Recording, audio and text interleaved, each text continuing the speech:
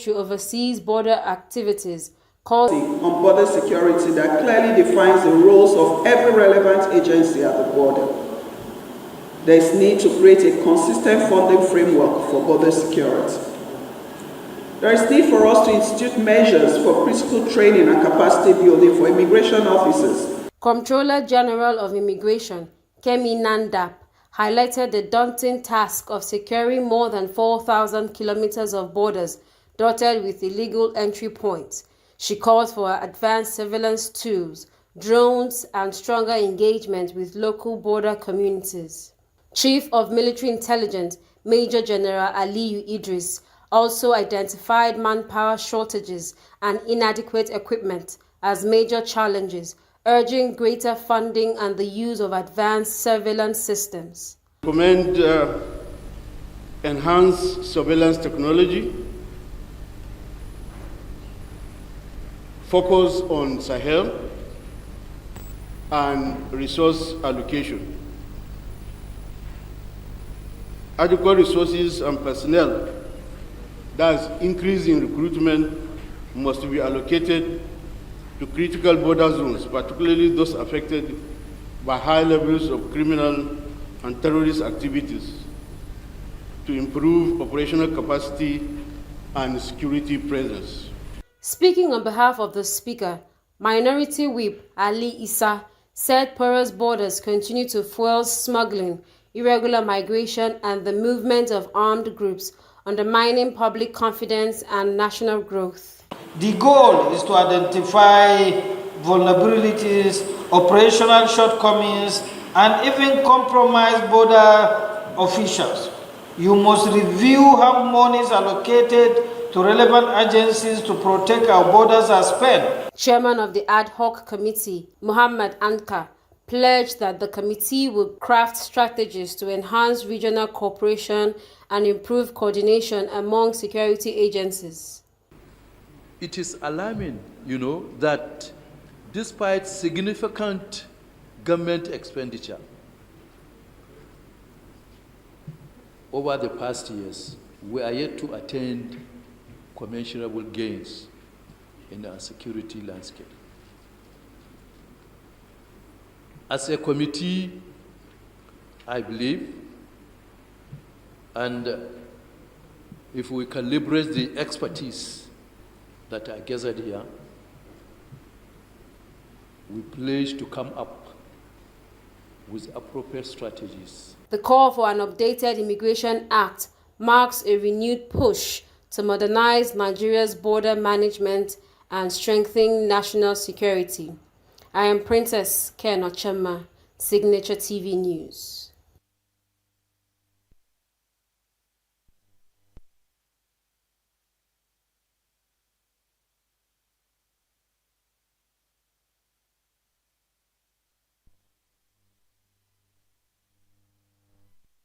Also from the Green Chambers, the Speaker of the House of Representatives, Tajuddin Abbas, says digital transformation has become a national necessity central to Nigeria's economic competitiveness, accountability, and national security.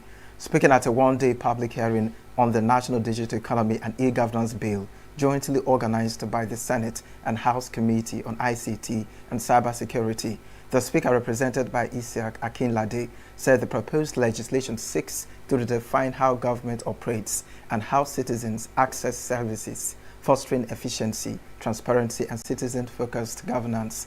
He explained that the bill provides a strong legal foundation for digital governance, data protection, cybersecurity, and equitable access to technology, ensuring that no Nigerian, whether in urban or rural area, is excluded from the nation's digital advancement. In a world where technology defines progress, no nation can afford to stand still. Digital transformation is no longer optional. It is the foundation of economic and public sectors' accountability and national security.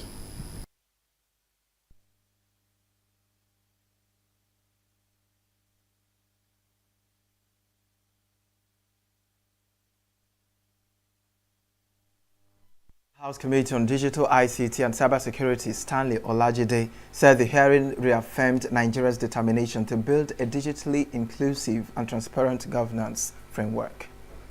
Today's public hearing has demonstrated once again our collective resolve to build a digitally inclusive, transparent, and efficient governance system for our nation. Minister of Communications, Innovation and Digital Economy, Dr. Bosun Tijani, assured that President Bola Tinubu will sign the bill into law once it is passed by the National Assembly. We're also taking into consideration over 20 million Nigerians that are currently not connected to the internet at all or any form of communications. It's why this administration has decided to invest in so many towers, over close to 4,000 towers, which will be deployed in communities that are currently unconnected. Tension over the 2026 budget stalled proceedings at the House of Representatives on Tuesday as lawmakers abruptly adjourned plenary without considering a single item on the day's order paper. It was an unusual development, last witnessed only when the chamber suspended sittings in honor of a deceased member. Lawmakers exchanged heated words in the closed-door session that preceded the adjournment, fueling speculation of growing division within the House over the handling of the budget process. The House reconvened today to resume legislative business, with the loan request expected to feature prominently. Protesters on Tuesday stormed the National Assembly, demanding the Senate to hasten the confirmation of President Bola Tinubu's nominee for NERC Chairman Abdullahi Ramat. The demonstrators, including Ramat supporters, civil society groups, and activists, marched around the complex, chanting and displaying placards, urging lawmakers to confirm him. The protest followed the Senate's decision last month to suspend Ramat's confirmation despite a successful screening by the Power Committee. Leader of the group, Ahmed Suleiman, accused the vested interest of trying to block the appointment for political reasons and warned against allowing politics to override merit.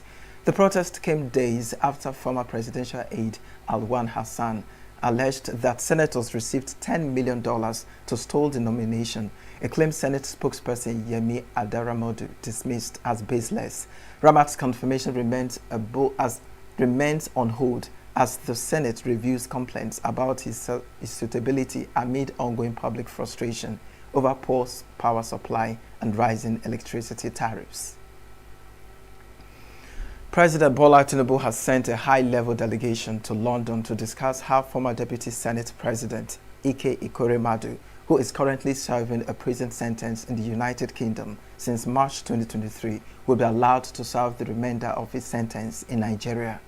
The delegation, which included the Minister of Foreign Affairs Yusuf Tuga and the Attorney General and Minister of Justice Lateef Fagbemi, has held discussions with officials at the UK Ministry of Justice regarding Ikoremadu's incarceration.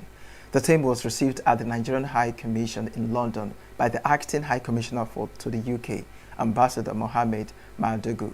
Spokesman for the Foreign Affairs Minister Al-Qasim Abdul Kader, who confirmed the report, said the consultations with UK authorities are still in progress. He added that a formal request for a prisoner transfer to allow Ikoremadu to serve the remainder of his sentence in Nigeria has been submitted. Ikoremadu and his wife were arrested by London Metropolitan Police in June 2022 after a man was presented to a private renal unit at Royal Free Hospital in London as a cousin to their daughter Sonia, in what turned out to be a failed attempt to persuade medics to carry out a transplant on her. In March 2023, Ikoremadu was found guilty of organ trafficking by a UK court and was later, in May, sentenced to 9 years and 8 months under the UK Modern Slavery Act, while his wife, Beatrice, received a 4-year and 6-month sentence and was released early in 2025. The medical intermediary, Dr. Obinna Obeta, was handed a 10-year prison term. Earlier in our news, my colleague Barikumo Ado spoke with the special advisor to the former Deputy Senate President, Ejike Ilo Tase. Thank you very much. Good evening, viewers. Good evening. How did you receive this message? Well, it is a prayer answer for the good people of ENUGU State, ENUGU West, and in fact, the entire Southeast and Nigeria in general. Now, what do you think would have made a president think in this direction? Yes, it's even long overdue. The former Deputy Senate President, distinguished Senator Ike Ekweremadu. Can you hear me? Yes, loud and clear.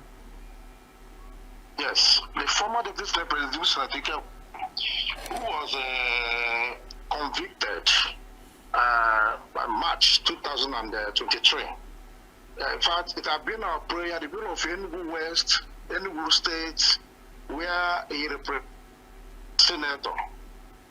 You know, we have been waiting for the federal government of Nigeria to act, to take this type of So, kudos to His Excellency for sending a high-powered delegation to go to UK so that he can come back to Nigeria and serve the remaining term, or otherwise they can grant pardon him. Okay, now, given the present scenario, what do you think the expected outcome will be? Because yes, they've submitted a letter of request, but there would be some processes, so to speak. Yes, following the relationship, the diplomatic relationship between Nigeria and the UK, I know that that letter will be honored, and the delegation that Mr. President has sent to UK to talk on our behalf, not just on Ekremadu's behalf, on the whole people of ENUGU West senatorial zone, I know that they will honor it. Sending the likes of the Attorney General of the Federation and the Minister of Foreign Affairs, it is almost that Nigerian president is there. And I know with the relationship we have with the United Kingdom, not turn it down. All right, thank you very much. That's the special advisor to the former Deputy Senate President, Ejike Tassier. Thank you for coming on to Signature. There have been mixed reactions to the U.S. President Donald Trump's recent comments describing the killings in Nigeria as Christian genocide. Some Nigerians agree that widespread killings in the country amounts to genocide. Others argued that the violence in the country goes beyond religion. Correspondent Nasir Usman now reports. The U.S. President Donald Trump accused the Nigerian government of failing to protect Christians from targeted attacks, calling the situation a religious genocide. He also warned that the United States could cut aid and take stronger action if the killings persist. Reacting to Trump's remarks, media consultant Alpha Jack Dean admitted that there is ongoing genocide in Nigeria, describing the scale of violence as undeniable. He faulted President Bola Ahmed Tinubu's response to Trump, saying the government's denial of the crisis does not reflect the situation on ground. Trump is not just saying there's genocide in Nigeria. I want to believe that media reports, I want to believe that correspondences and what have you was what eventually led to that position. So the bottom line is there genocide in Nigeria? There is genocide in Nigeria. Because I can give you a typical example. The Goza Christian community came out to address the press and has been in the press telling the world that the Goza Christian community has gradually been exterminated. For the government to say that there is no genocide, I think it's probably not the way to respond to an issue like this. The bottom line remains, should Christians be killed? Should Muslims be killed? No. It's just a wake-up call on the part of government to rise to the occasion. Governments exist for the security and the well-being of the people.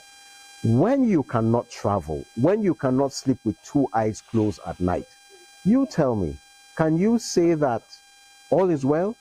All is definitely not well. However, Executive Director Provodit Transparency and Accountability Project, Tochukwu Okorie, disagree with Trump's claim that Christians are the primary victims of Nigeria's insurgency. According to him, the insecurity and killings affect Muslims and Christians alike, cutting across religious and ethnic lines.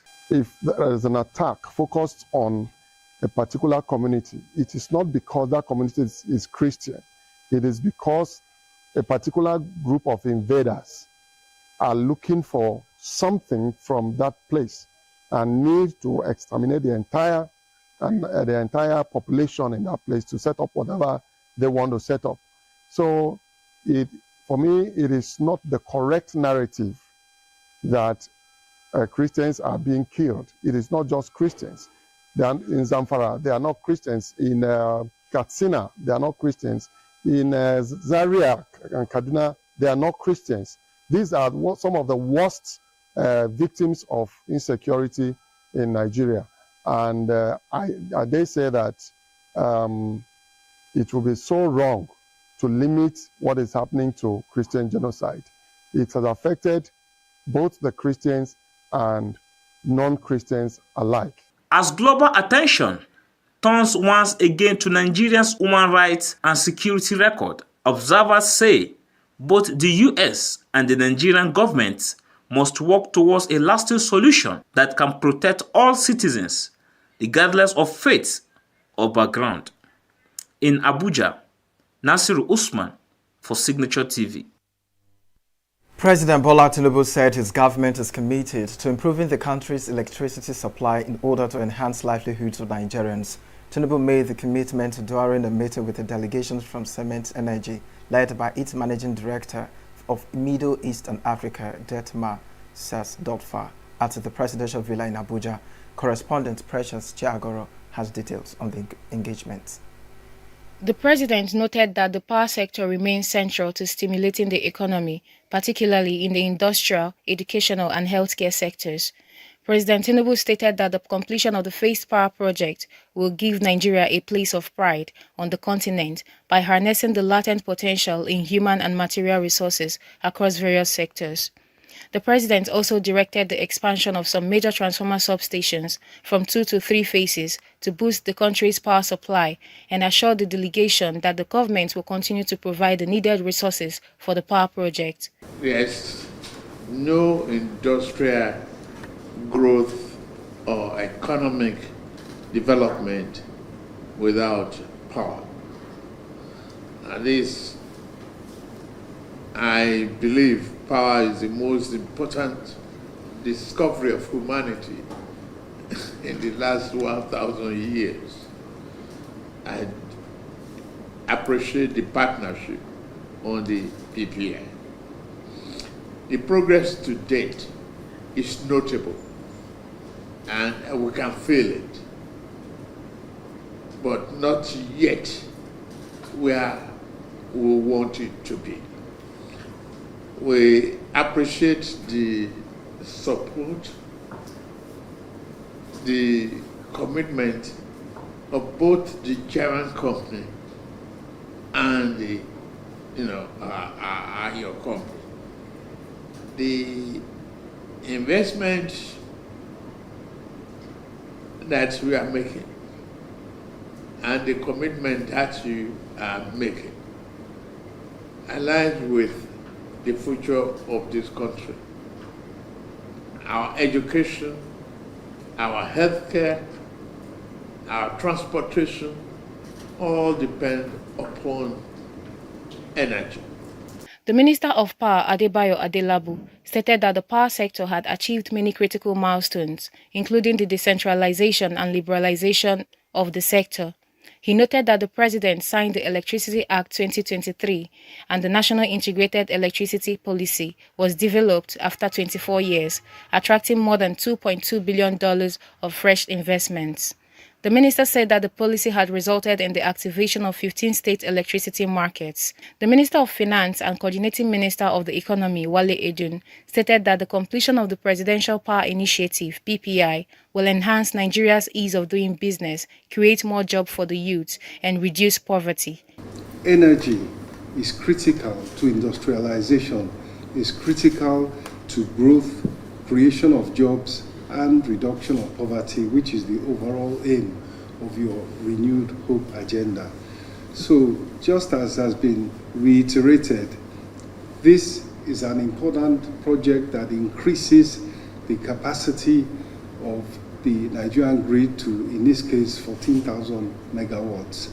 And I would just like to thank Siemens and the government of Germany for their partnership and commend the Honorable Minister for Power for what is so far a project that has been well planned and is being implemented efficiently. The leader of the Siemens delegation, Siesdofa, stated that 2 out of the 5 substations under construction are expected to be completed by December 2026. He noted that a training center was already under construction to ensure the training of local talents in electrical engineering, create more jobs, capture local content, and transfer technology. According to him, PPI will transform Nigeria into a regional power hub, reflecting the depth of relations between Germany and Nigeria. Our meeting today marks a defining moment in the Nigeria-Germany strategic partnership. It's a testament of our shared commitment on industrial cooperation, energy transformation, and continental leadership. Yet it also comes at a timely and delicate balance when decisions made in the coming days that will determine how the Presidential Power Initiative continues as a model of success which transforms Nigeria's into an economic giant. It is expected that Nigeria professionals will be engaged directly in the 5 project sites for the site works, while thousands of jobs will be created in the local communities through purchased services, accommodation and transportation, among others. Those in attendance at the meeting included the Vice President Kashim Shettima, the Special Advisor on Energy, Olu Vehejen, among other government functionaries. Precious Chagoro, Signature TV News. Still to come, Osun CSOs urged a dialogue to end Johnson strike. Wike military officer clutch over alleged land grabbing in Abuja. Stay with us. Every second, every minute, every day, news is breaking. Events occur and there are new developments. At Signature TV, we follow these stories objectively, bringing all sides without bias, explaining the complex issues, breaking down the numbers, and investigating the issues behind the news. Anywhere and everywhere, near or far, wherever the news is, we will be there. Signature TV.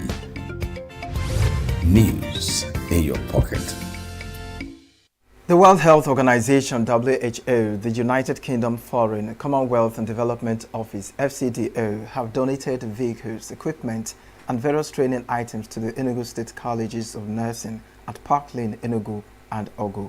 The items donated include 2 15-seater Toyota Hiace commuter buses, 2 Meccano diesel generators, 145 desktop computers, 5 suction machines, 8 sets of 3D electronic boards, and 13 sharp 3-in-1 photocopies, among other items. Speaking at the handover ceremony at the Government House, ENUGU, the WHO Country Director and Head of Mission in Nigeria, Dr. Pafel Uso, said the donations followed a comprehensive infrastructure readiness assessment conducted on the ENUGU State College of Nursing, Park Lane, and the ENUGU State College of Nursing, Ogu campus.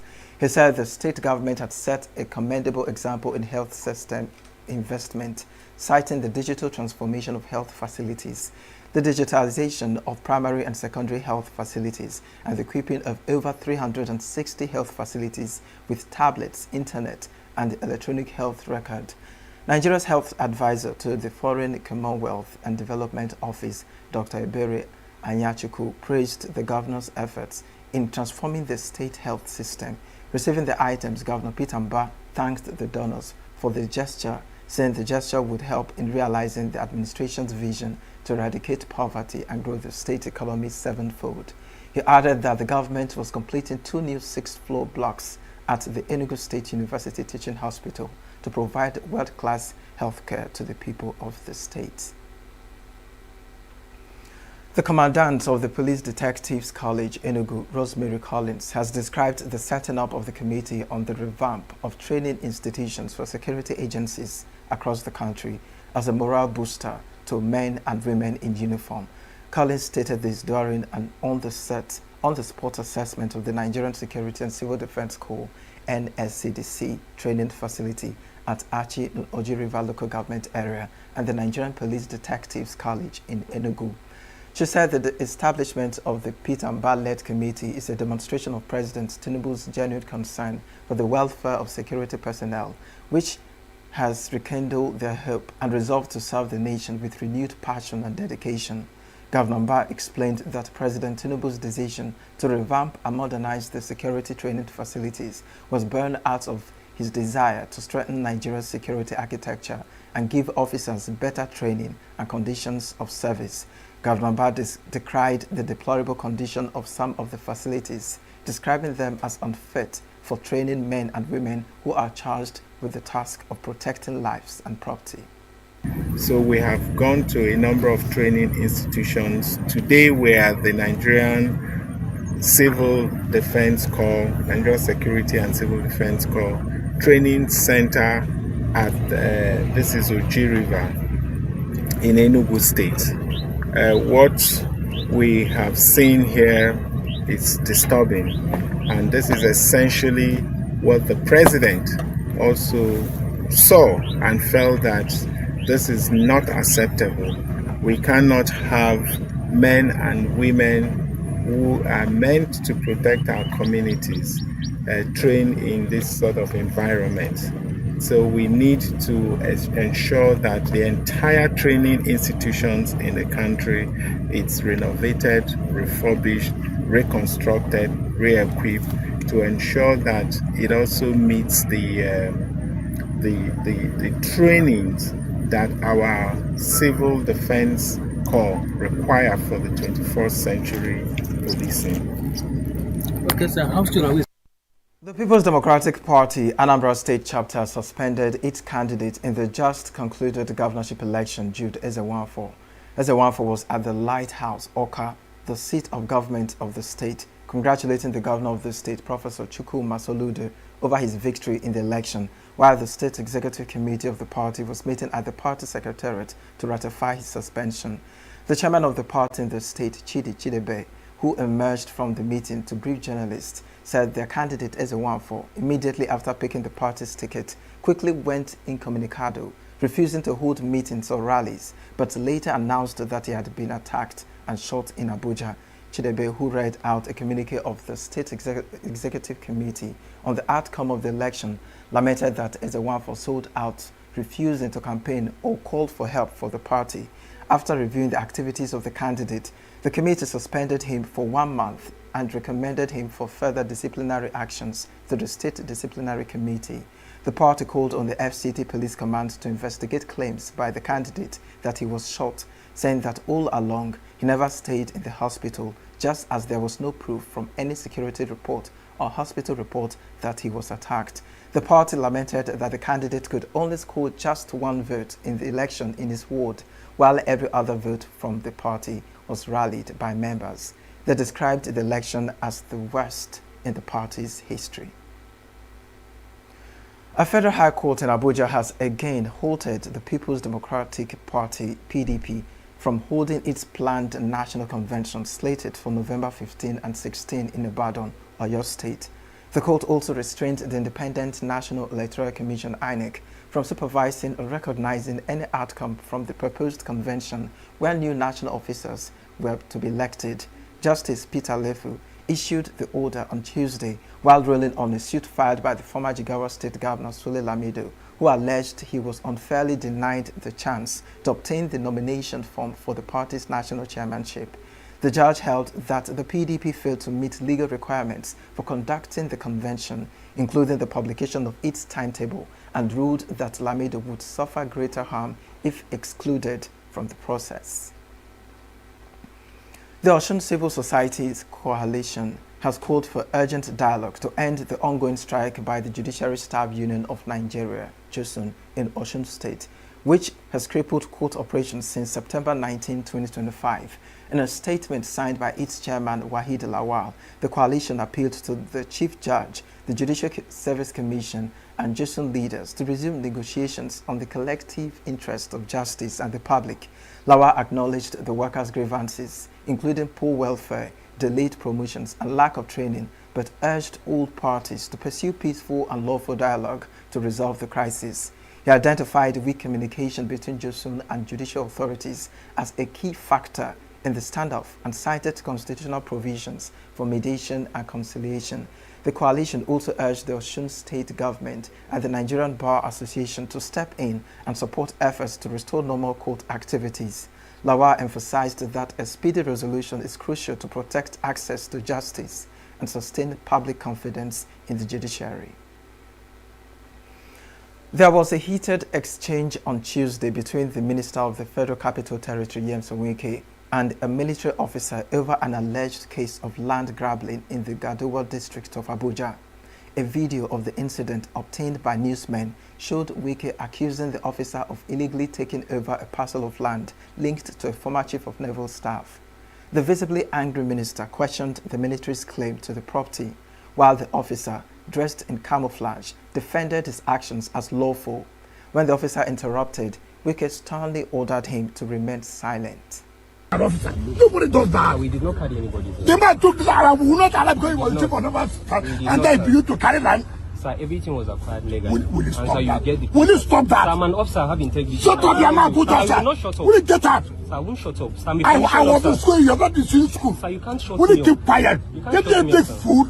I'm not You are a big fool. I'm not a fool, You sir. can shoot anybody like that. Sir, I'm not You a are a big fool. fool. I am not a fool, sir. As at the time I graduated, you were in primary school. I'm acting on order. Take for which order? You will see whether you will not be here. Sir, you can't call me a fool. Go and put up your I'm an officer. I'm not a fool, sir. I'm an officer.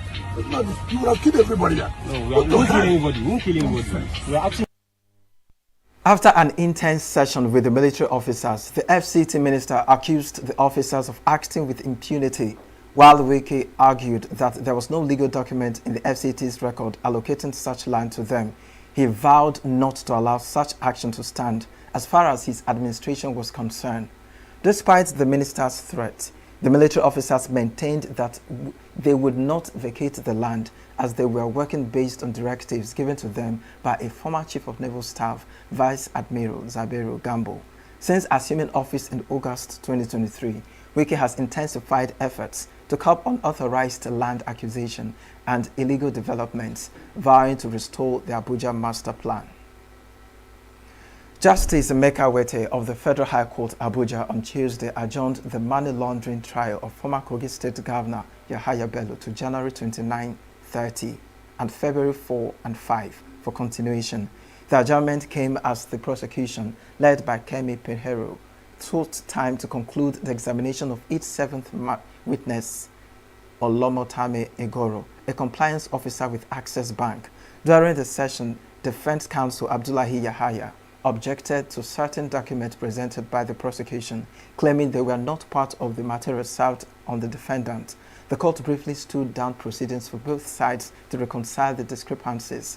Igoro later testified on financial transactions involving Kogi State government accounts between 2018 and 2021, highlighting several cash withdrawals and inflows from local government sources. At the previous hearing, EFCC witness Nshala Ariela Beta of Zenith Bank stated that the transactions did not breach banking laws and that Yahaya Bello's name was not listed as beneficiary. Next is business news.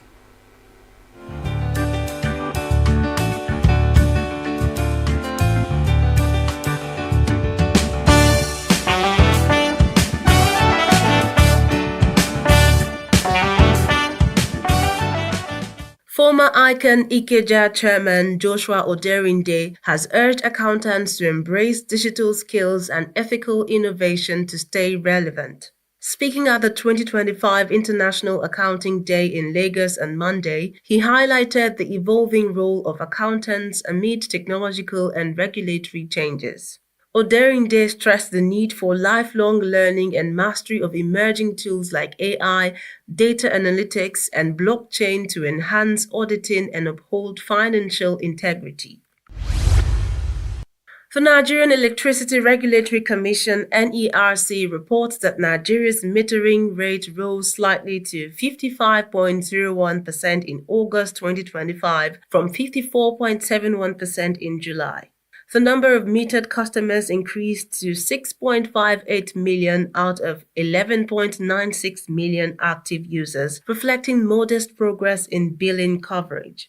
Ikeja and Echo Discos led with 84.83% and 84.25% metering, while Jos 29.61%, Yola 28.65%, and Kaduna 33.60% remained the lowest. The Commission urged Discos to accelerate meter deployment to improve billing transparency, reduce estimated billing disputes, and strengthen revenue assurance across the power value chain. United Nigeria Airlines Chairman Professor Obiora Okonkwo says Nigeria cannot achieve its $1 trillion economy goal by 2030 without a strong aviation sector. He urged the government to cut taxes and offer single-digit credit facilities to boost airlines' growth. Speaking at the launch of the United Nigeria's Abuja-Accra flight on Monday, Okonkwo noted it was the first direct link between both capitals and would lower fares. Aviation Minister Festus Keyamo pledged continued government support to strengthen local carriers' competitiveness. Nigeria's maritime exports rose 12% in the first half of 2025 to $29.9 billion, supported by foreign exchange reforms and the Dangote refinery's expansion. Analysts say unified foreign exchange rates and private sector dynamism boosted competitiveness, with fertilizer and refined petroleum shipments driving growth. Experts note that continued reforms could strengthen the Naira and deepen Africa's regional trade integration. And that's business news on Global News. In Abuja, I am Tomsinime Natus.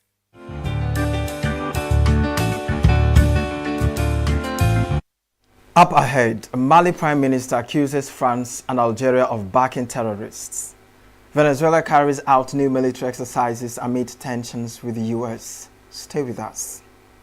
Every second, every minute, every day, news is breaking. Events occur and there are new developments. At Signature TV, we follow these stories objectively, bringing all sides without bias, explaining the complex issues, breaking down the numbers, and investigating the issues behind the news. Anywhere and everywhere, near or far, wherever the news is, we will be there. Signature TV. News in your pocket. Mali's Prime Minister General Abdoulaye Maïga accused France and Algeria of supporting terrorist groups on Tuesday as defense officials from Russia, Niger, and Burkina Faso gathered in the capital for a military exhibition showcasing weapons and military equipment. Maïga made the remarks at the opening of the Bamako military exhibition, BAMEX, where drones, rockets, and firearms were run. The event brought together Russia's Deputy Minister of Defense, Yunus Bek, Niger's Secretary General of the Ministry of Defense, General Sani Keche, and Burkina Faso's Minister of Defense, General Celestin Simpore, along with other officials. Maïga opened his remarks by paying tribute to Mariam Cissé, who he said was killed by terrorist groups for expressing support for Mali and its army. The Prime Minister also rejected predictions of the country's collapse. This occasion is both a fitting and sorrowful for us, as we take a moment to remember Miss Mariam Cissé, who was cowardly murdered by terrorist groups simply because she expressed her support for her country and its army. May Allah welcome her into paradise, and may Allah also grant paradise to all victims of insecurity and terrorism. As an author once said, to misname things is to add to the world's misfortune. We will not add to that misfortune, we will say it clearly. Today, those on the side of the terrorist groups operating in our region are the French junta and the Algerian junta. Some detractors hoped to see Mali collapse. They wanted to see the Malian people on their knees, divided and weakened. But instead of giving in to despair, Malians are showing exemplary solidarity, remarkable patience, and unwavering determination. At this very moment, on behalf of the President of the Transition and Head of State, I wish to salute all those who, despite the difficulties, continue to move forward, to believe, and to build. Mali will not fall, Mali will not sink, because Mali is, above all, its people and its ideals. Mali, Niger and Burkina Faso have all experienced military coups in recent years and have pivoted away from former ally France toward closer ties with Russia.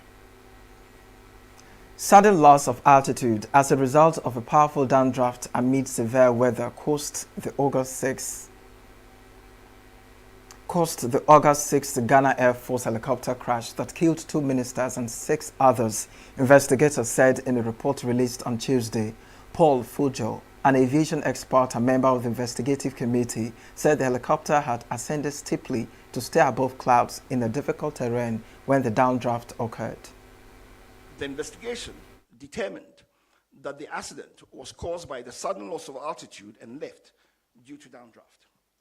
This loss of altitude without change in power or pitch altitude is consistent with downdraft associated with changing environmental conditions over high terrain. We also looked at training and realized that the Air Force doesn't have much simulator training. We looked at flight monitoring and realized that there was no flight data monitoring also taking place. For flight following and tracking of aircrafts, we realized that it was also not there. There's no secondary surveillance radar, no automatic dependent surveillance broadcasts, or any other real-time tracking of aircraft. Ghana as a nation should try to have en route navigational aids, especially in remote areas. The Air Force should seriously consider establishing flight data monitoring and en route tracking systems. And finally, we believe that they need to acquire ground support equipment, modernize what they have. The crash, which occurred near the mining city of Abuasa, claimed the lives of ministers Edward Omani Boama and Ibrahim Murtala Mohammed. All 8 passengers on board died when the helicopter exploded on impact, a result of fully loaded fuel tanks positioned beneath the passengers' sitting area, investigators noted. U.S. President Donald Trump marked Veterans Day on Tuesday with a wreath-laying ceremony and speech thanking the nation's troops and veterans. As you know, today is not only Veterans Day, but it's my proclamation that we are now going to be saying and calling Victory Day for World War I. Victory Day. You know, I was recently at an event and I saw France was celebrating Victory Day, but we didn't. And I saw France was celebrating another Victory Day for World War II. And other countries were celebrating. They were all celebrating. We're the one that won the wars. And I said, from now on, we're going to say Victory Day for World War I and World War II. And we could do for plenty of other wars, but we'll start with those 2. Maybe someday somebody else will add a couple of more because we won a lot of good ones. But when I see other countries celebrating Victory Day, I watched it. I watched UK, I watched Russia. They were celebrating Victory Day, World War II. And I said, we got to have a Victory Day. Nobody even talked about it in our country. But from now on, we're going to be celebrating Victory Day for World War I, for World War II, and frankly, for everything else. So I want to say thank you once again to every American veteran. You are very, very special people and always in our heart. Thank you very much, and God bless you, and God bless the United States of America. Thank you very much. Thank you, everybody. United Nations Secretary General Antonio Guterres condemned the acts of violence and terrorism on Tuesday following a suicide bombing in Pakistan's capital that killed 12 people, marking a sharp escalation in militant violence. The Secretary General is deeply saddened by the reported suicide attack, and he extends his condolences to the families of the victims and wishes a full recovery to those injured. The Secretary General condemns acts of violence and terrorism in the strongest terms. He reiterates that all perpetrators of terrorism must be held accountable, and he calls for a full investigation. Pakistani government ministers accused neighboring Afghanistan of complicity in the bloodshed, an accusation Kabul denied, and vowed retaliation if Afghan authorities fail to rein in the militants Islamabad says were responsible. Pakistan is locked in confrontation with Kabul and New Delhi, fighting a 4-day war with India in May, and then last month carrying out airstrikes in Afghanistan, including Kabul, in response to what it said was the presence of Pakistani militants there. Subsequent skirmishes on the Pakistan-Afghan border were followed by unsuccessful peace talks. No group claimed responsibility for Tuesday's attack, in which a suicide bomber blew himself in the lower court in Islamabad. It happened hours after militants stormed a school near the Afghan border on Monday, killing 3 people. Attackers were still holed up inside the compound late on Tuesday, with around 500 students and staff trapped in another part of the complex. The main Pakistani jihadist group, Tehreek-e-Taliban Pakistan, otherwise known as the Pakistani Taliban, denied involvement in the attacks.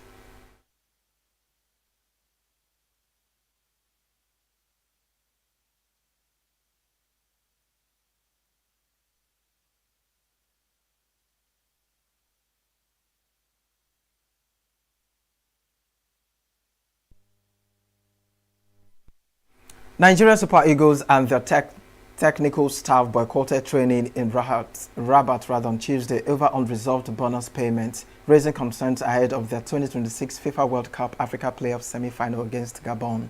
The squad, along with officials, withheld their participation in the protest, citing outstanding allowances dating back to 2019 for achievements, including reaching the 2025 Africa Cup of Nations and qualifying for the World Cup playoffs. The players and staff were awaiting a quick resolution to continue preparation for Thursday's game. The squad currently in Morocco consists of 23 players, including Captain William Troost Ekong, forwards Victor Osimhen, Ademola Lookman, Moses Simon, Chidera Ijoke, Alex Iwobi, Samuel Chukwueze, and Akko Adams, defenders Calvin Bassey, Chidozie Awazem, Benjamin Frederick, and Semi Ajayi, Sanusi Amas, Stanley Nwabali, midfielders Wilfred Ndidi, and the rest. Goalkeeper Maduka Okoye, who recently regained form in Serie A with Udinese, is the only player yet to join the camp. The Super Eagles held their first full training session on Monday in Rabat with 14 players present. As head coach Eric Chelle intensified preparations, Nigeria is scheduled to face Gabon on Thursday at the 22,000 capacity Hassan Stadium in Rabat. And now is entertainment stories. Actress Regina Daniels' brother, Sammy, has been granted bail set at 5 million naira after spending several days in detention. Sammy reportedly received bail on Monday, November 10, 2025. He had earlier been remanded in Kefi prison by a Duse magistrate court on Thursday before being transferred to Suleja prison. Celebrating his release, Sammy's elder brother took to Instagram to share the news. Recall that Sammy was arrested in Lagos about a week ago following a complaint reportedly filed by Senator Ned Nwoko in connection with the ongoing controversies surrounding his marital issues with Regina Daniels. Nollywood actress Uche Montana has dismissed circulating reports linking her to the alleged drug-related controversy involving actress Regina Daniels and her husband, Senator Ned Nwoko. In a statement shared on her Instagram page on Monday, Montana addressed the speculation days after Nwoko published a lengthy Facebook post naming Regina Daniels' close friends and relatives, including actresses Sonia Uche and Uche Montana, as allegedly interfering with his wife's rehabilitation process. According to Nwoko, the individuals repeatedly regarded medical advice to limit access to Regina during therapy and allegedly supplied her with the substances she was being treated for. Reacting to the claims, Montana said she was aware of the circulating post associating her name with the allegation, but maintained that she had no involvement or connection to the matter. She explained that her statement was simply to clarify the situation and protect her peace. Her response comes amid growing tensions surrounding Regina Daniels' marriage to Nwoko. Just 2 weeks earlier, Regina had alleged in a viral video that she was a victim of domestic abuse, describing herself as a slave in her husband's home. Nwoko, however, denied the accusation, asserting that his wife was battling drug and alcohol addiction and accusing her of assaulting domestic staff. Legendary Nigerian musician Innocent Idibia, popularly known as 2Baba or Two-Face, has described his hit track African Queen as a song that ignited his music career and remains one of his most personally meaningful works. In a recent interview, Two-Face admitted that while the song brought him immense success and recognition, it has also been something of a burden over the years. Released in 2004, African Queen catapulted Two-Face to international fame, making him the first African artist to win the BET, MTV Europe, and Mobile Awards. Despite its success, the song has long been mired in controversy. Two-Face's former bandmate, Blackface, has repeatedly accused him of stealing the track, claiming sole authorship. Two-Face, however, has maintained that African Queen was a collaborative effort during their time together in the defunct group and Plantation Boys, and denied the allegation of theft. Nearly 2 decades later, the dispute remains a talking point reignited recently after Billboard named African Queen the greatest Afrobeat song of all times in August 2025.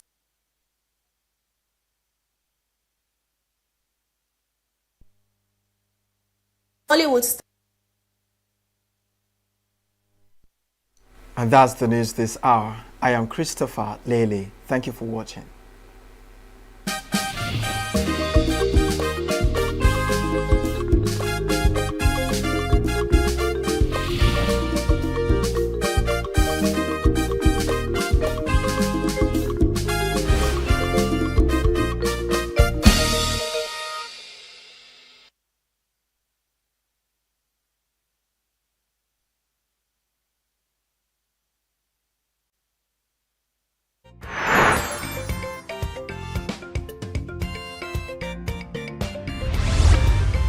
Signature TV, news in your pocket.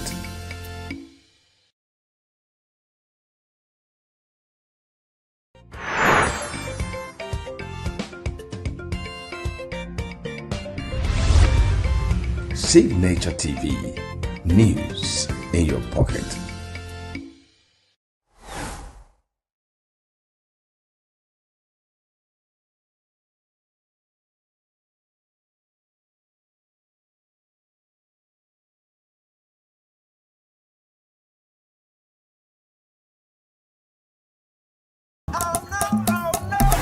This is Diaspora 5, where we spotlight bold voices and African excellence across Europe and America. Big wins, big vibes, fired every week, just for you. Across Europe and America, a vibrant story is unfolding. From the boardrooms to the dance floors, from red carpet premieres to cultural festivals, Nigerians and Africans in the diaspora are making waves. I am Dike Udechime. Join me as we highlight the voices and victories of Africans living in the diaspora. Welcome to Diaspora 5, where home meets the world.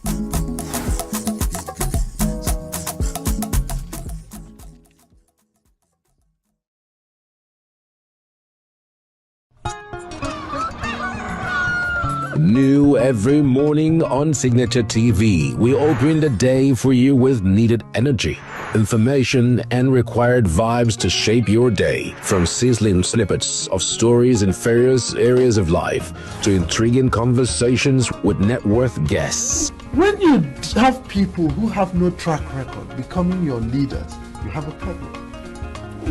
There's no outstanding gratuity when Obi took over from me. I left in all the accounts of Anambra State 13.8 billion for him. Your day cannot be complete without Signature Mornings on weekdays and Signature New Day on weekends. There is no better way to start your day except Signature Morning and Signature New Day every day on Signature TV.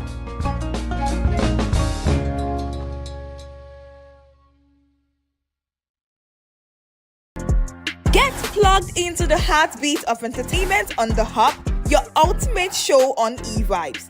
From trending stories and social media drama to top charting music, must-watch movies and exciting moments from the world of arts, we've got it all. Join us for unmissable conversations with your favorite entertainment personalities, plus fun segments every week. So I should try harder. So Okay, I don't know that one. outfit of the day. Oh, I don't do that. No. That's some Gen Z stuff. Oh, now you say it's a Gen Z stuff. It's everything you love about entertainment, served fresh every week at 1 p.m. with weekend repeats just in case you missed it. The Hops on E-Vibes, where the vibes never stop. Only on Signature TV.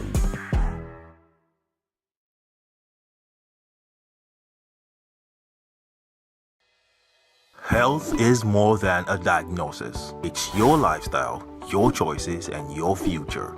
Join us on Inside Health, your weekly deep dive into the stories, science, and solutions shaping your well-being. From expert interviews to real-life journeys of healing and hope, we cover it all. One of the complications of cancer management or treatment is they have some of them, at one point in time, you see them having anemia. Okay, so you see them at times being transfused. But at the same time, you come in with the diet. Nutrition, mental health, innovations in medicine, fitness, and everyday wellness. Whether you're managing a condition, staying informed, or just living your best life, Inside Health is your trusted guide. I'm Tigiti Agorum, and I'll be with you every week on Inside Health, only on Signature TV.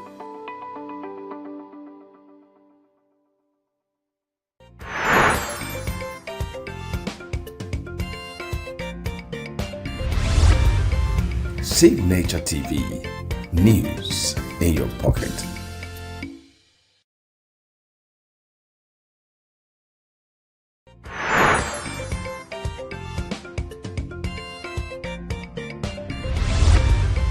Signature TV, news in your pocket.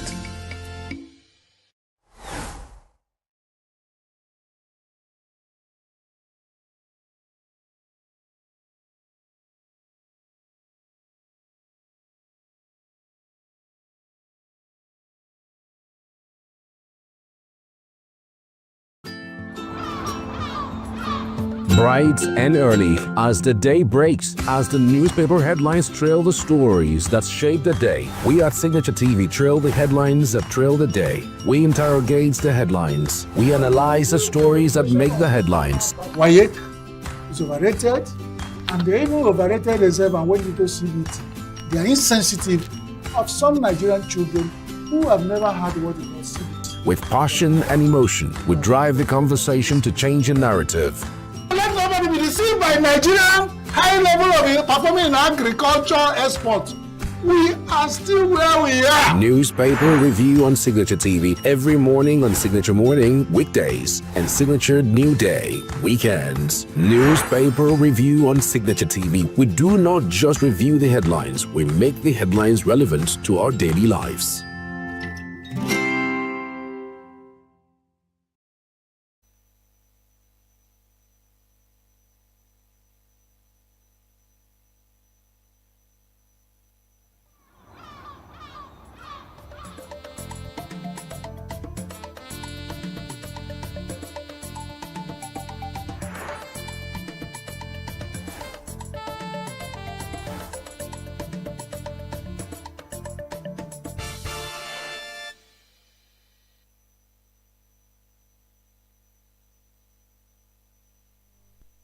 What a lovely morning it is today. You're very much welcome to Signature Morning here on Signature TV. Today is Wednesday, the 12th day of November 2025.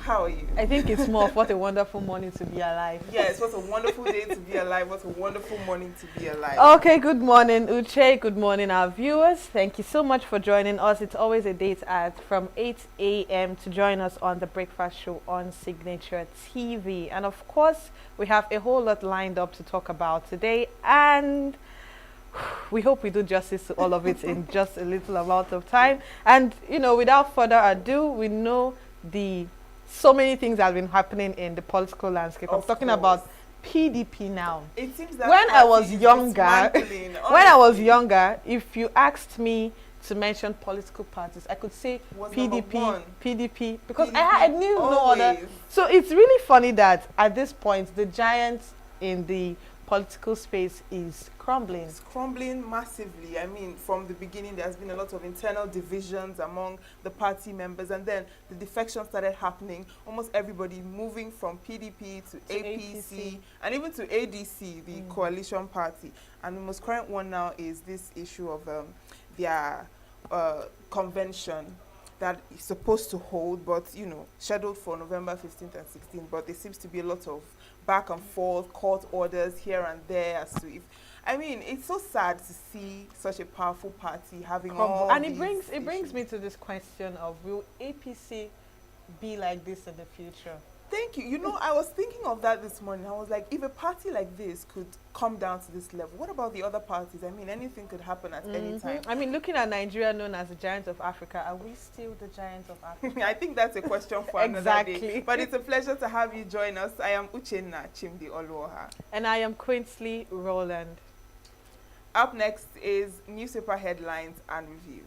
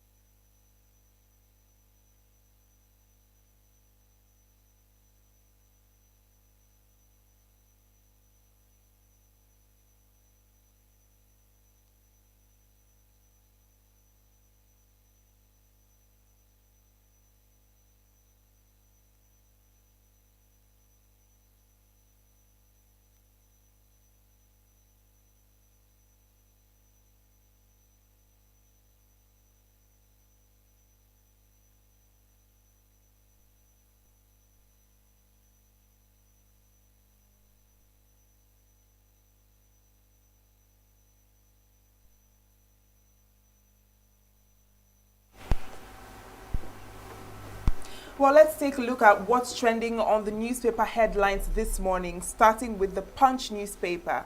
And on the headlines on page 2, House shuts down plenary amid tension over budget, with rider over 45 bills reports stalled. Reps grumble over inadequate funding during 10th closed-door session. Okay, and looking at the PDP crisis deepens as Abuja court halts convention. And this is on the page 14 of the Punch newspaper. Tinubu governors Sultan Grace Editors Conference today. And on page 27, World Bank is saying that only 44% of social benefits reach poor Nigerians. Okay, and of course this one made the headline. Tension as Wike and soldier clash over ex-naval chief's land. I think that video has been making rounds on social media. And afterwards we have NDLEA, US, UK unravel 338 billion naira global cocaine network. Wow, that's a lot. On the Vanguard newspaper, the headline says Trump diplomatic engagement yielding results, says federal government. Okay, and we've approved duty-free importation for aircraft spare parts, says Kayamo. No governor can complain of poor funding under Tinubu. This is coming from Sanwo-Olu. Okay, still under the PDP crisis, Lamido secures another court order stopping convention. And this convention is supposed to hold this month. Yes, it is. Okay. Now, on the Anambra poll, Soludo deputy received certificate of return from INEC. You can find that on page 11. Okay, so we have Edun Pledge's review of capital gains tax to boost investor confidence, and this is on the page 19. Okay, so Tinubu's reforms winning North, says Badaru Ayim Arewa think tank. Okay, so I think over to the next newspaper. Let's look at the Guardian newspaper, and we're still seeing PDP ambition, legal battles stall PDP convention, threatening 2027 prospects. Okay, and we have genocide. Nigerians urge Tinubu to harder on terrorists and bloodshed. And this is on the page 6 of the Guardian newspaper.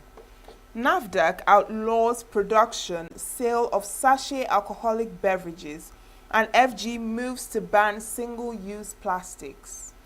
So we have Amechi Ezekwesili ask Nigerians to hold politicians accountable, urge electoral system overhaul. And this is on the page 3.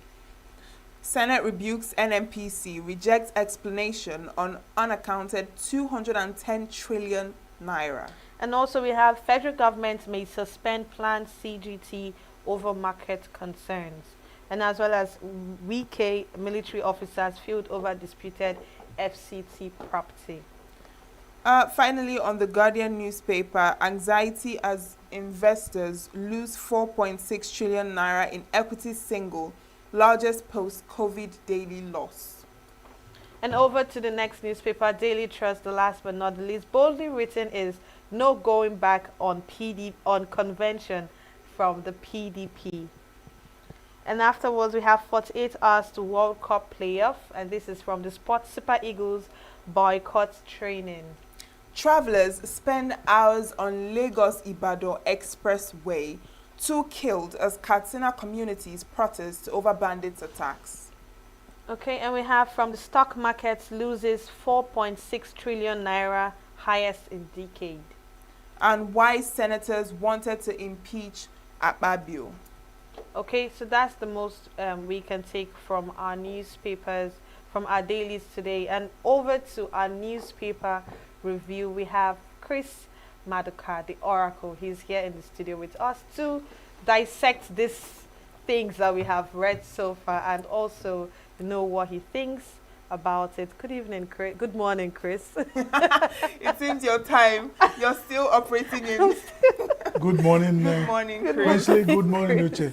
And good morning, people of the world. Anyway, I don't have grudges. Once good is in it, I take whether it's morning or night. So it's good. And you also said I'm going to try to dissect. I wish I have the dissecting equipment that the doctors and the surgeons they use to dissect issues. Nigerian issue is complex, whether it's acute, chronic, or endemic. The chronic one now is this issue in PDP about the convention that is supposed to hold on the 15th and 16th of November. That's this month. And we are still having series of court cases back and forth just so they disrupt this convention from happening. What's your thought on that? I am not even bothered about convention. I'm bothered about Nigerian legal system. The dance, naked dance of the judiciary, it's not only shameful, but it is disgraceful and it doesn't make for stability in the nation. A court in Ibadan say, hey, go for convention. Court in Abuja say, hey, don't go. One nation, different court system and different court judgments, one NJC. And you say Nigeria is moving forward. Before you know it, another court will say go, another one will say well, so, and there will be confusion.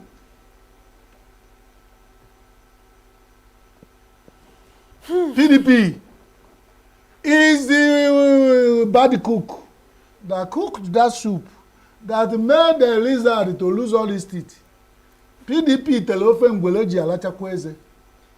If PDP has not fetched fire, anti-infested firewood, they would not. You know, my father said, Okoti Apo the lizard said, if he doesn't behave and show the children that he's Okoti Apo the lizard, they will chop him, both in dry season and rainy season. Okoti Apo megiho jibulu Okoti Apo, umazi liye no kochi no dumbili. PDP is being eaten like peanuts. They throw it in their mouth by judiciary because they brought to this confusion on themselves. So leave PDP alone. That is not the end of it. They're supposed to have convention, you said this week. And this one somewhere is saying, who is the PDP? They say PDP. The other one who said who went to court and stopped them. But now it's PDP. They say we must go to. Don't you see confusion in this country? And if eventually these people insist on holding convention, you know what will happen? You know. So leave matter for Matthias. Okay. Since PDP has decided to toe the path of confusion, they invited it all. So let them sort it out. Now, we are seeing that Wike and soldiers clash over ex-naval chief's land. Some newspapers call it land grabbing, alleged land grabbing in Abuja. You know that because of confusion in a nation, certain things will be happening, people will forget to see the truth and how things are supposed to work. And then we will turning around talking about another thing. If the Minister of Federal Capital Territory, Abuja, who represent the President of Federal Republic of Nigeria, is on site visit, and he felt that some lands in Abuja has been acquired over time illegally by some people, and is on reclamation tour or move. If you are sure you have gotten your land, acquired it legally, you come to his office and prove. It will be big man talk to big man. What happened that it went viral on video about Nigeria? It's another shameful dance of people in authority versus authority, and then the common people are laughing. It just shows that we are helpless. We don't have any protection. Anything could have happened there. Now, when the minister cannot even hold his position as minister, and an army officer has been put there saying he's acting on order. Now the question with the common Nigerian they've not asked, and this dash of shame, is who gives the authority? Whose authority are we following? And remember, we are in the civilian regime. That the Minister of Federal Capital Territory, despite whatever person holding that position is, whatever we think about him, he's still the minister representing the federal government. Now, if an army officer can challenge him and talk to him the way he's responding, despite the one that he even at this level, some of the things that were recorded that came out of his mouth were unprintable. I'm not going towards that, but when we talk about a minister speaks, then you have an issue, you follow the appropriate authority. And if you are insulted or you felt, because that truncation or whatever you call it, exchange, is not necessary. And that's why the man was feeling that I am not respected. So he began to say something that sounds like insult to the army man. Some people say the army officer is bold and all that. It can happen any day to anybody. Anybody could be Minister of Federal Capital Territory. So when you see chicken scattering shit with their leg, pursue that chicken because you don't know who will eat the leg when it's cooked. That is the issue of Nigeria. When we see evil, we will be dancing around it. Maybe you have an issue with Chris Marika, the one shouting on newspaper review. So if any issue around me, say, leave that idiot who has been shouting there. Let him go and suffer. He won't look at the morality, the good, the balance of it, whether I'm right or wrong. You already passed. That's the issue that's happened there. But when the chips are down, the army officer would have respected the minister, and the certain things they've allowed the dance of naked in the era of social media, they should have stopped it. Somebody recorded it and posted it.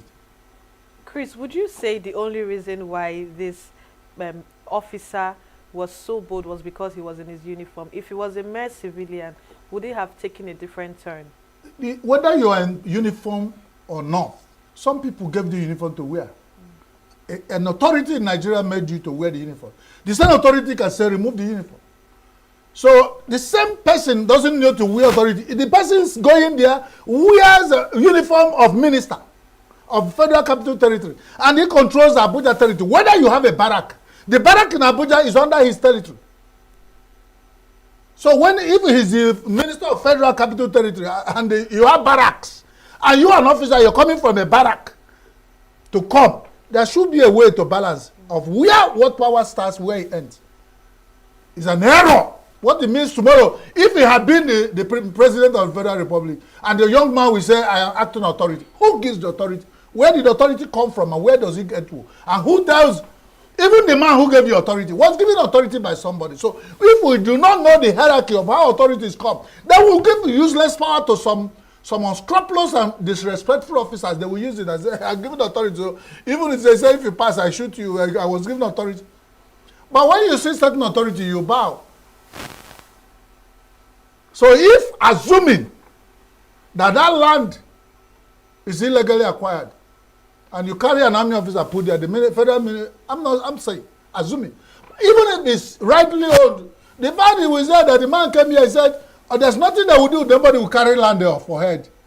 You only, what they will do, the federal will only put a red ribbon that this land is, you know, you go back to the office and say, this is my paper, what do we do?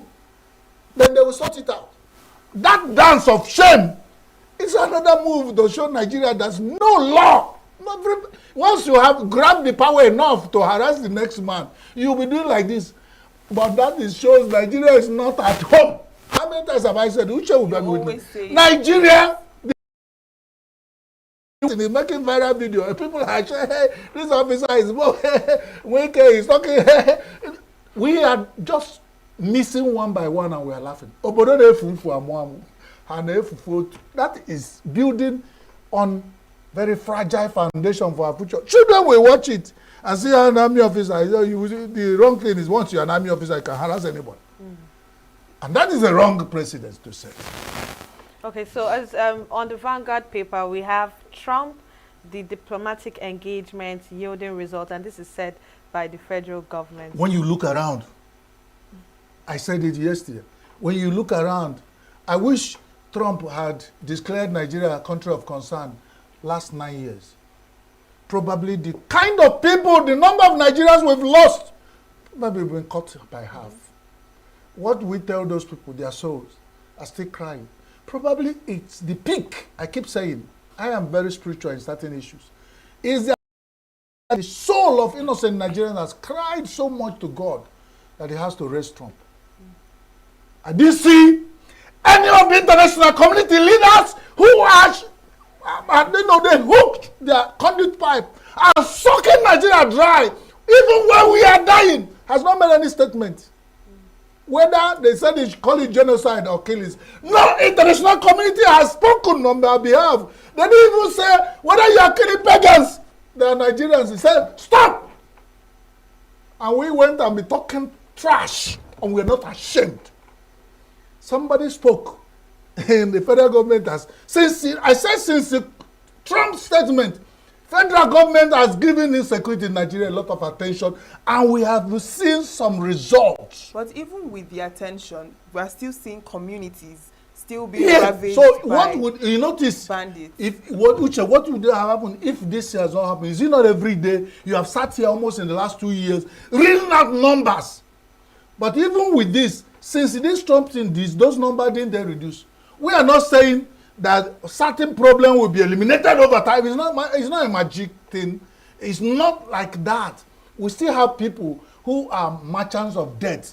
In Nigeria, they call them terrorists and bandits and kidnappers and all those people. They trade on debt of people, the pain of our people. When you want to stop them, there must be some things they will do to show that they are still there. But along the line, the power, the superior power will take, and that's truth. Truth will always be the superior power. This thing that Trump has just said has shocked Nigeria into reality. That is only my stand. How it ends up, the diplomatic people who have been chopping money, earning salaries and big position and things that go with it as diplomats should go and sort it out. Because in a big palace like Nigeria, you should have diplomats. You have prayer warriors and religious leaders. You have lawyers. You have even fighters. Like the army man who is harassing Wike. These are the time when we need them. They should go to the front to defend the territory. He was not given uniform to defend territory in Abuja. He didn't defend territory. Abuja is not under, Wike is not accumulating Abuja. Rather, some corrupt politicians have taken over Abuja land and they are fighting back when you want to reclaim them. If you have your papers, go to, at least if it's, your paper is given to you on an area of land where the federal government should, they give you, they make early wazu, they will give you an exchange if that area is a reserve area for federal government. But you know that Abuja master plan has been so much messed up. Let me not mix issue. But that is what is happening with the issue of trade and security in Nigeria. Something is happening now, so people are talking. Those, I keep saying, those who are benefiting from the sweat and blood of Nigerians and death of millions of Nigerians are the ones who are afraid. All of us that have spoken is have said, hey, thank God somebody has come to rescue Nigeria.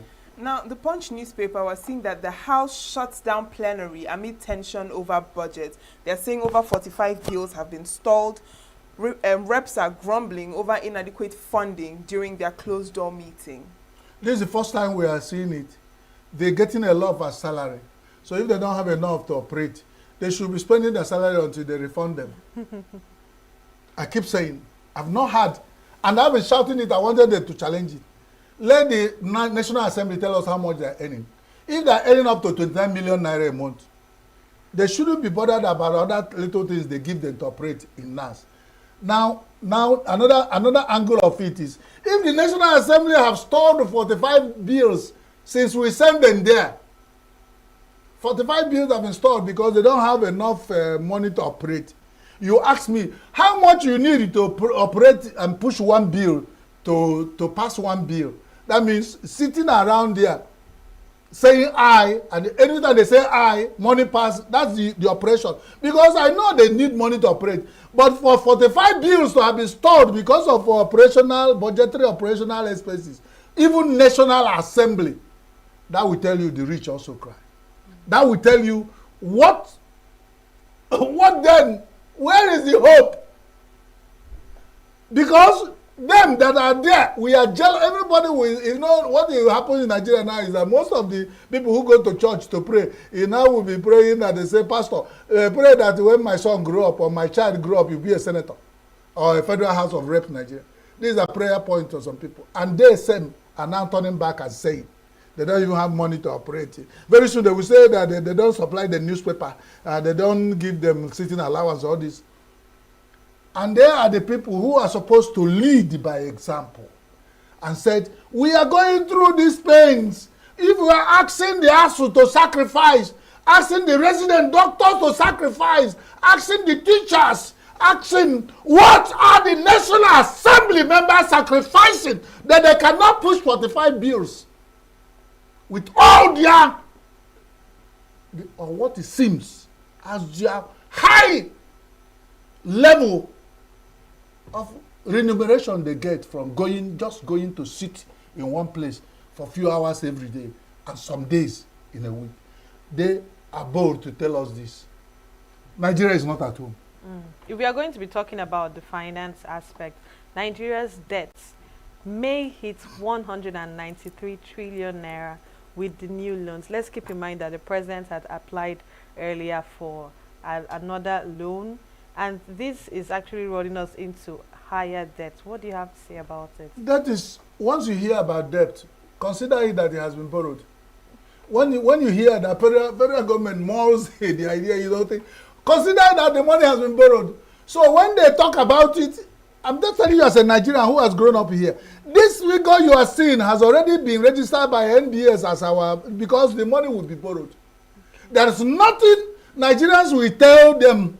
Because if National Assembly, before the president woke up and said, I had a dream. He said, sir, what? I said, I had a dream that I borrowed 200 billion trillion. Sir, your dream has fulfilled. Go ahead. That's the kind of Senate and Federal House of Reps we have. Which loan in this era has the National Assembly has not approved. They don't even, if it is about returning Natasha back to Assembly, it can take 6 months. But when federal government dreams about borrowing in 24 hours, it happens. National Assembly will approve it. And they will tell us they are sincere, they are working, they don't have money to do operational things, the 45 bills they are happy, and they are distinguished. Like Julius Caesar described it, And Mark Anthony said, and they are honorable men.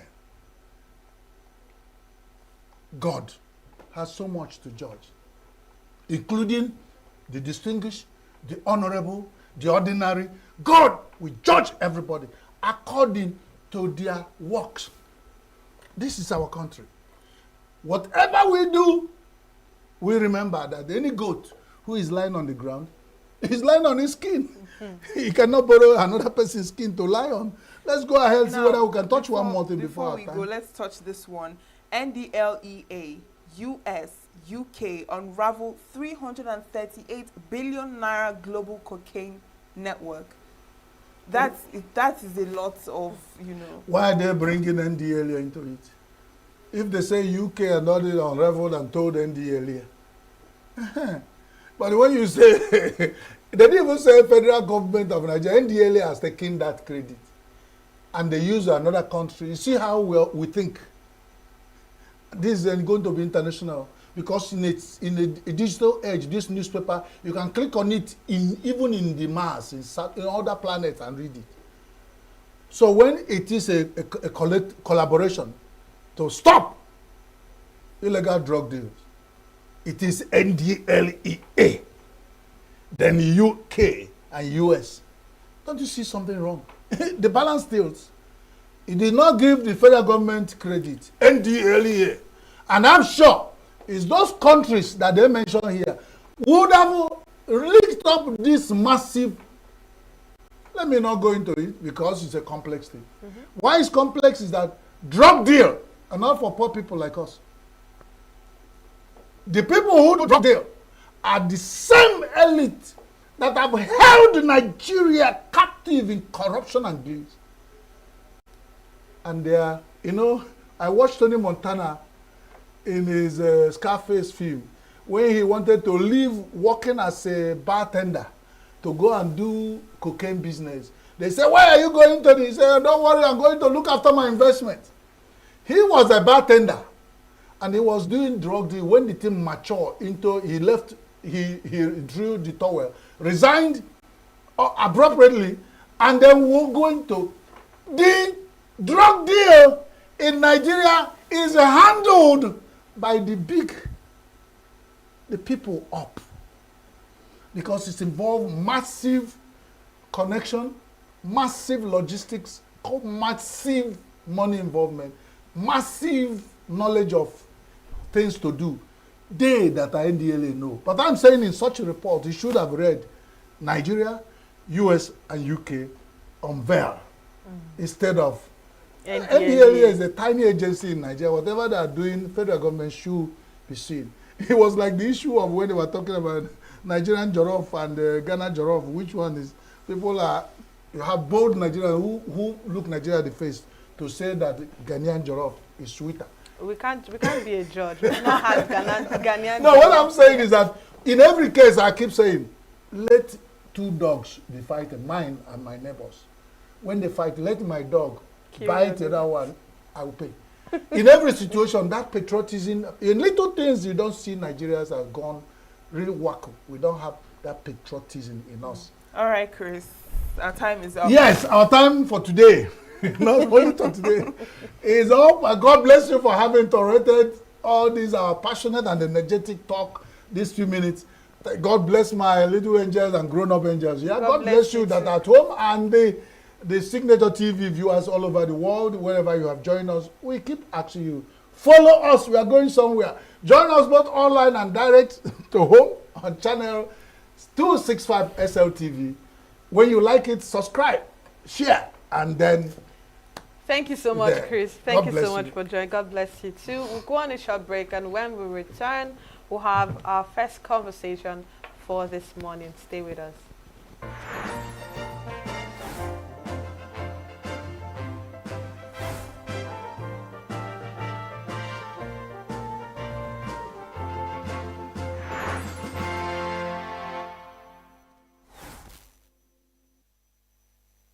Every second, every minute, every day, news is breaking, events occur, and there are new developments. At Signature TV, we follow these stories objectively, bringing all sides without bias, explaining the complex issues, breaking down the numbers, and investigating the issues behind the news.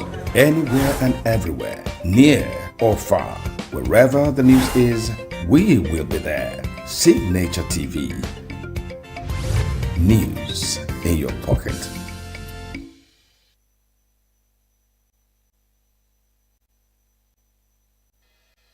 Health is more than a diagnosis. It's your lifestyle, your choices, and your future.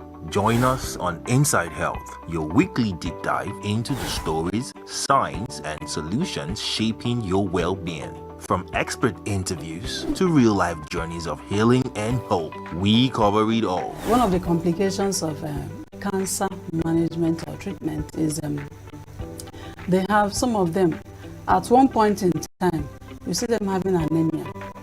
Okay, so you see them at times being transfused. But at the same time, you come in with a diet. Nutrition, mental health, innovations in medicine, fitness, and everyday wellness. Whether you're managing a condition, staying informed, or just living your best life, Inside Health is your trusted guide. I'm Chigiti Agorom, and I'll be with you every week on Inside Health, only on Signature TV.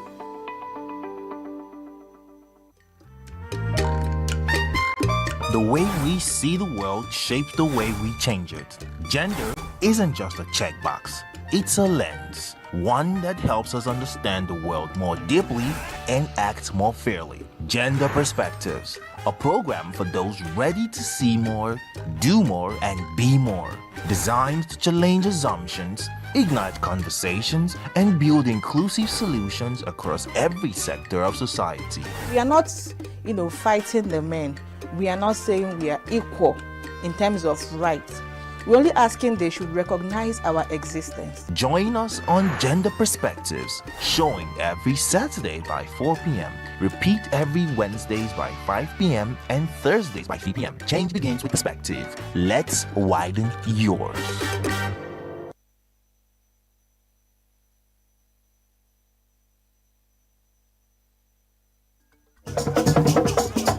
With a population of about 36 million people, the Southeast is awash with stories.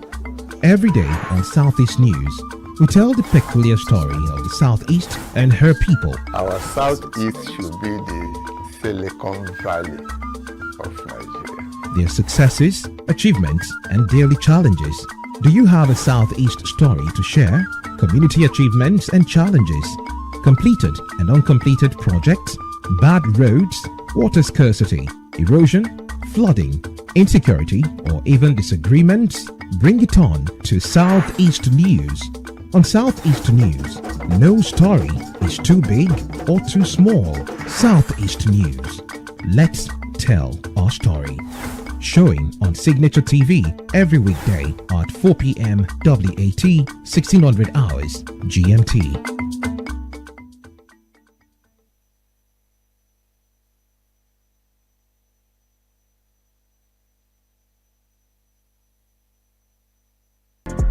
Get plugged into the heartbeat of entertainment on The Hub, your ultimate show on e-vibes. From trending stories and social media drama to top charting music, must-watch movies and exciting moments from the world of arts, we've got it all. Join us for unmissable conversations with your favorite entertainment personalities, plus fun segments every week. So I should try harder. So Okay, I don't know that one. outfit of the day. Oh, I don't do that. Oh. That's some Gen Z stuff. Oh, now you say it's a Gen Z stuff. It's everything you love about entertainment, served fresh every week at 1 p.m. with weekend repeats just in case you missed it. The Hubs on e-vibes, where the vibes never stop. Only on Signature TV.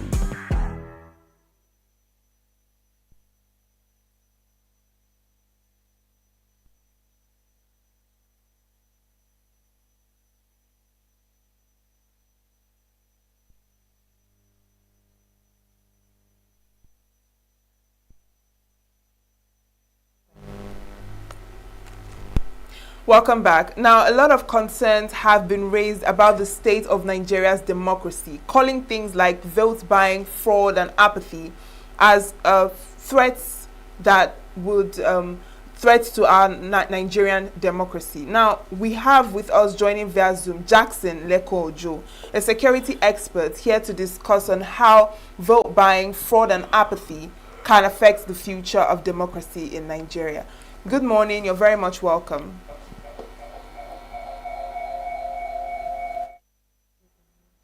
Kindly unmute your microphone, please, so that we can hear you clearly. Thank you for having me. Good morning.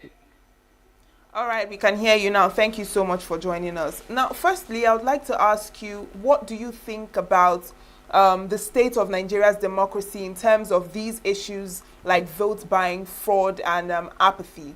What are your thoughts on these issues and how they affect Nigeria's democracy? When there is no good control, good supervision, when it comes to the rule of law, you have lawlessness everywhere. Vote buying is lawlessness because it gives the law again. It gives law voter party. That is people living, ignoring their civic duty to elect their new leaders. It's against the law too. Even it's against the law. So when all these things happening, one thing leads to the other. The situation in this country today is not palatable. A lot of people, instead of them to go and vote that particular day, they will go for their daily jobs where they are going to earn for their families because they have already lost confidence in the system. If we leave our work today now to go and vote, at the end of the day now, the person we are voting for may not even emerge. The election might even be manipulated. Those are the thoughts in the mind of so many persons. So, and what is causing all this? If one or two people are disciplined before, it would have served as deterrent. If we are running an election and the election is free, fair, transparent, people be encouraged to go and vote. And when you are thinking of voting, if 2, 3, 4, 5% have been arrested, or protected and sentenced to years in prison, definitely it will serve as deterrent. There is no discipline at all.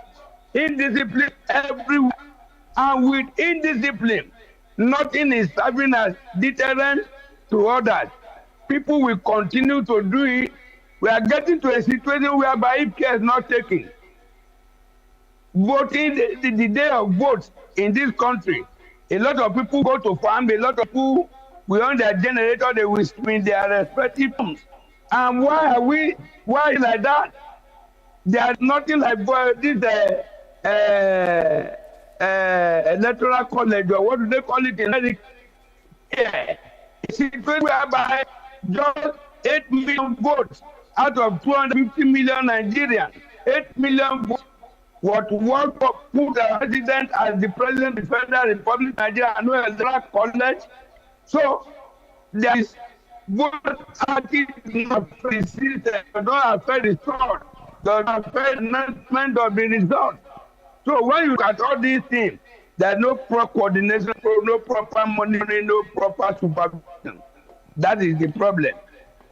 Chief Jackson, good morning. I just want to ask, situations whereby Nigerians know that vote buying is a no-no and it's an actual offense against the law, why do they still participate in it? Do they feel like there's no point voting for who I want because he would win, or because they'll rather pick that other than exercising their rights?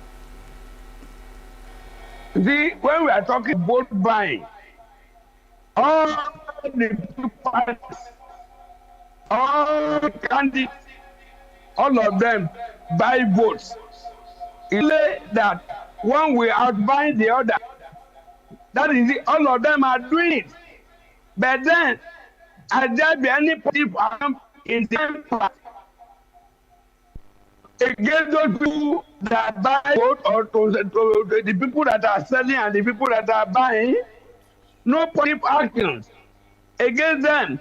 And even if your child told me doing particular thing, and at the end of the day, you didn't put the guy will feel the courage even do worse. They know that is wrong, but the system is so corrupt, the system is so bad. When you see people in office that they are stealing commonwealth, all of us this country, and nobody is punishing them. So these people believe that let me collect little from what they have stolen. That is the situation. Somebody must be made to face the music. If it happens 2, 3, 4, 5 times, people will be very careful. Anybody that is giving the money, get them arrested, send them. Whosoever is collecting the money, get them arrested, sentence them.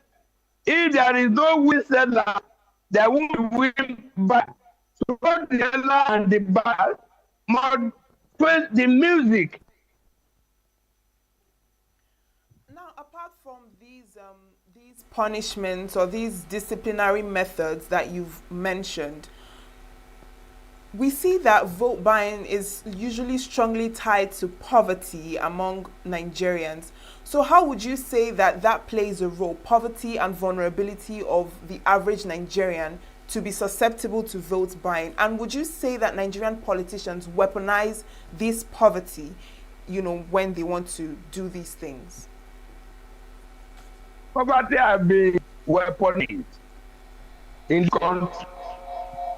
I've seen members of representatives, particularly in the Southwest, and I was writing, say, Egban warriors, when it's time and not to handle them. When election remains like 2 weeks or 2 months, he begins to come home every day, hosting them, cooking rice, giving them bread. When they are going, give them money. Election, vote start from there. And in the night of the night of the eve of the election, they will all gather in his house from each of the ward, polling booth, polling unit, and all that. They will come in to collect many people reside in your area. 1,000 people. Oh, yeah, take them. They know that people are poor and they need money. And people sit and not willing to learn from what they see from them. Because immediately if you reject that money at time, definitely the person even in the next 4 years will remember you. So that's it. The abnormality is becoming a norm in our system. And the leaders, are they leading from the front? Yes, they are leading from the front, but they are leading wrongly. That is it. Somebody that do not have a motorbike now become a member of House of Representatives. And before 2 years, he has many heads, he has series of cars, the wife and the children that are now living overseas. You understand? And there is not a soul for those people that is representing. A lot of them have even forgotten those people are our problem. So the system has been weaponized, poverty and weaponized in the system. And without the changing of mentality of our leaders, this cannot stop. Simple as ABC. And by the time it stops, one way or the other, you discover that if nobody is paying for vote again, a lot of people will no longer go out to vote. That will increase voting party to a very percentage.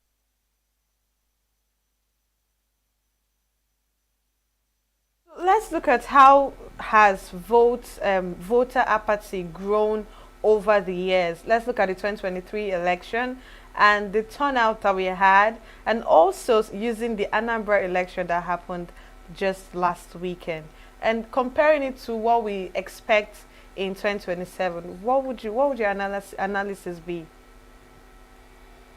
Well, Anambra State is a peculiar situation.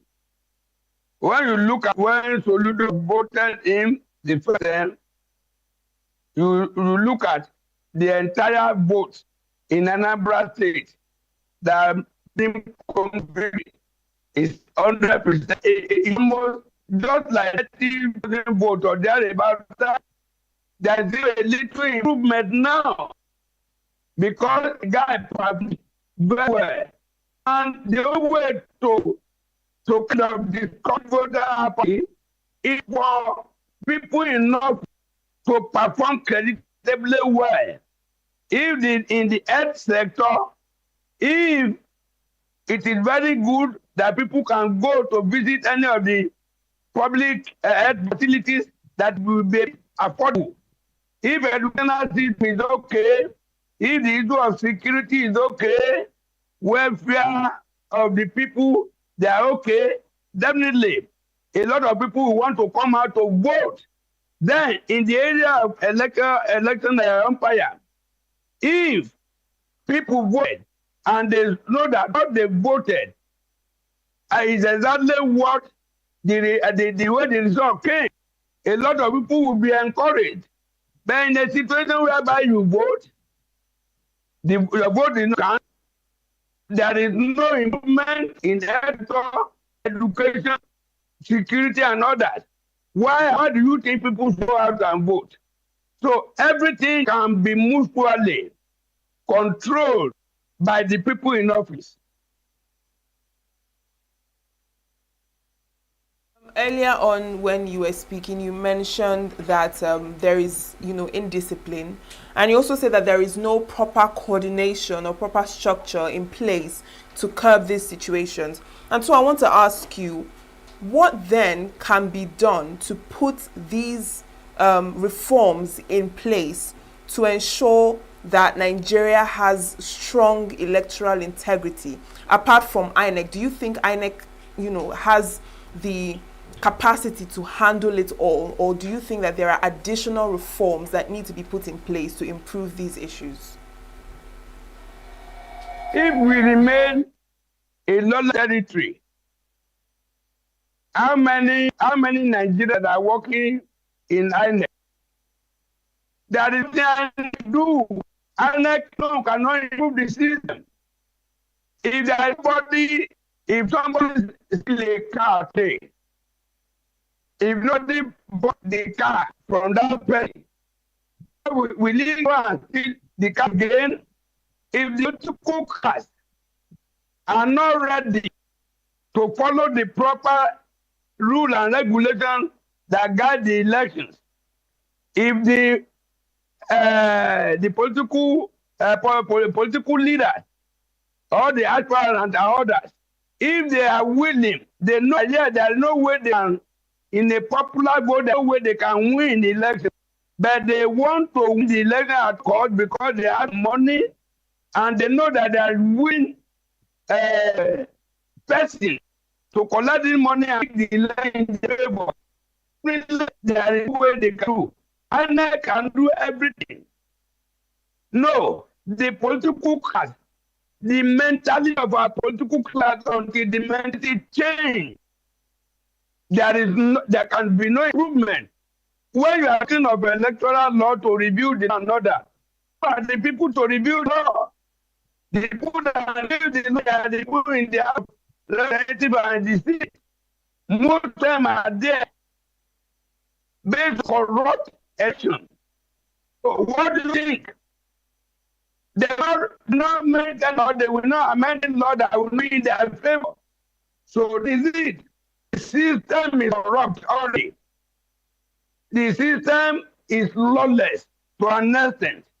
So there is nothing INEC alone can do. If the leadership, if they are very strong and they know that they will be ruthless against anybody that will encourage rigging of election, the INEC will not want to rig the election.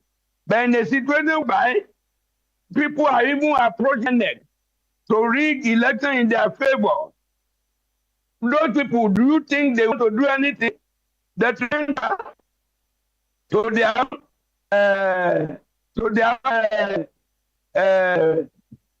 purpose? No, they don't.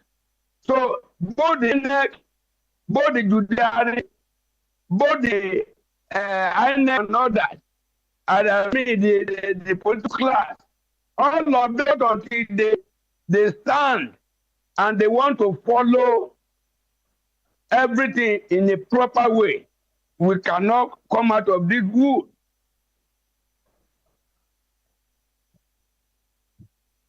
Okay. All right, Jackson, just before we round off, the 2027 election is coming, and how people have their own reservations about it and who they want to be president. Most people have lost hope. People feel there's no need to go out there and vote because it's rather obvious who is going to win the election. And this is also contributing to the voter apathy that we have in Nigeria. And because of this, what are your analysis towards the 2027 election? Do you think we'll have a low voters turnout, or people would actually come out to change the government of Nigeria? In the situation we are facing today, that the people have lost confidence in the present administration, that the people have lost confidence in anybody in office or offices. At the right time for people that do not live in voting law, the right time to control their protest. I don't believe in street protest. I don't believe in any peaceful protest. The only protest I believe is the electoral protest, but that you're coming out with your voter card and protest against the system that is not too good for you. So I believe, and I want to advise Nigerians, this is the time that Nigerians will come out to vote en masse against anybody they know that has not done well for them. This is the right time that Nigerians will come out and vote en masse for those people that we believe that could move the country forward. That is it. So 2027 is another opportunity for Nigeria to vote their mind, vote their conscience, vote for their future. That is my submission.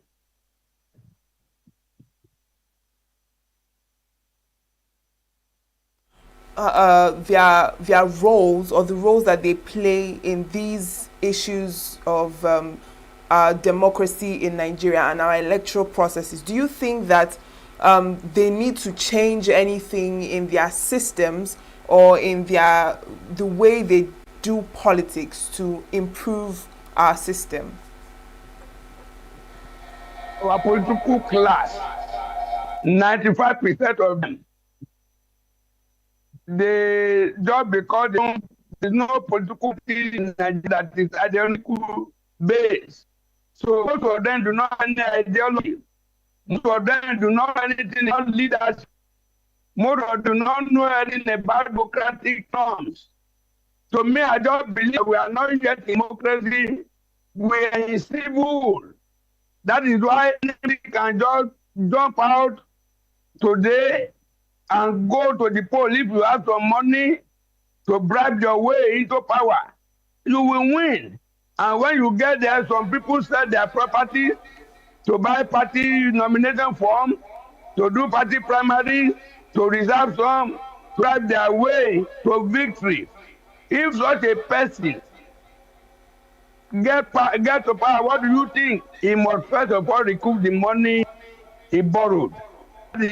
So our political system is not early at all. The mentality of people in power, they need serious orientation. They need serious. They need to well educated about leadership.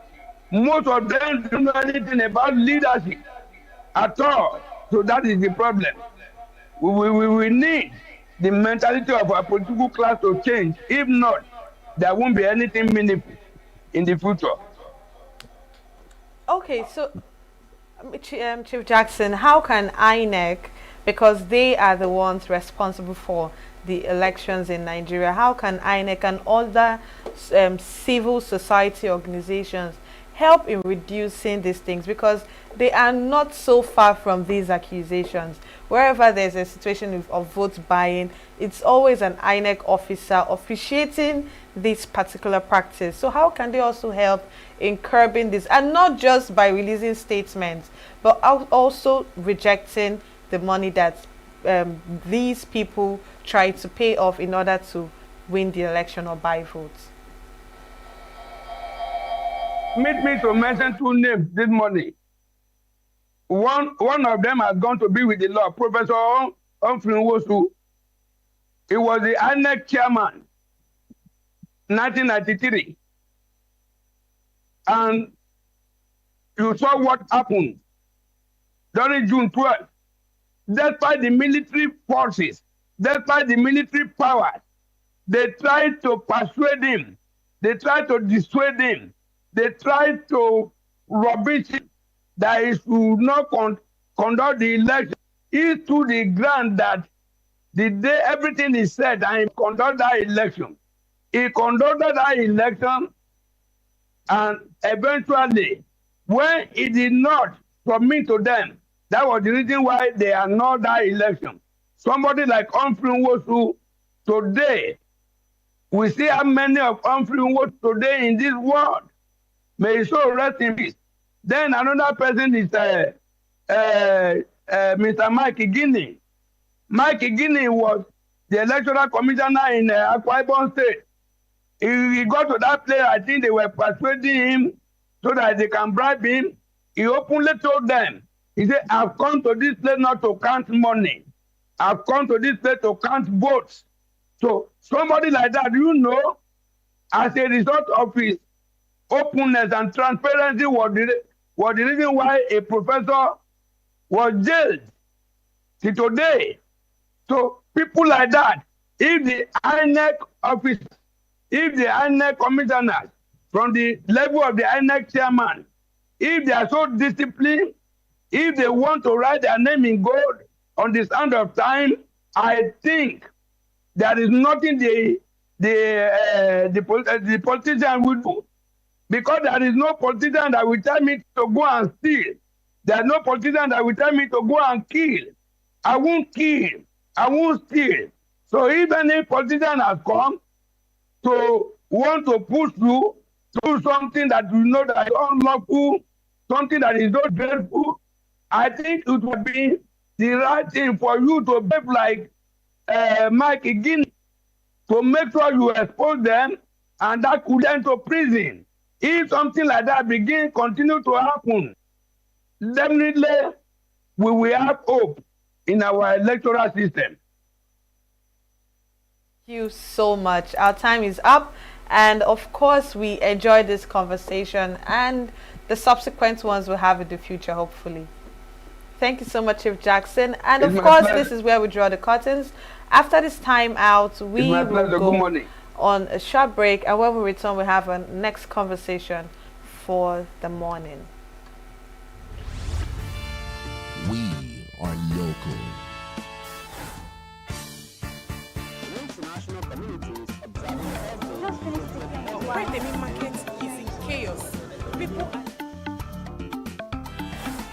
We are national. Those in support of this motion as amended, say aye. Aye.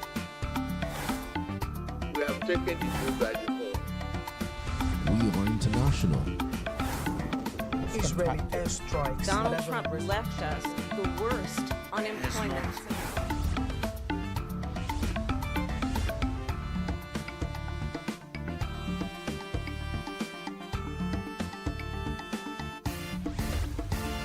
Signature TV, news in your pocket.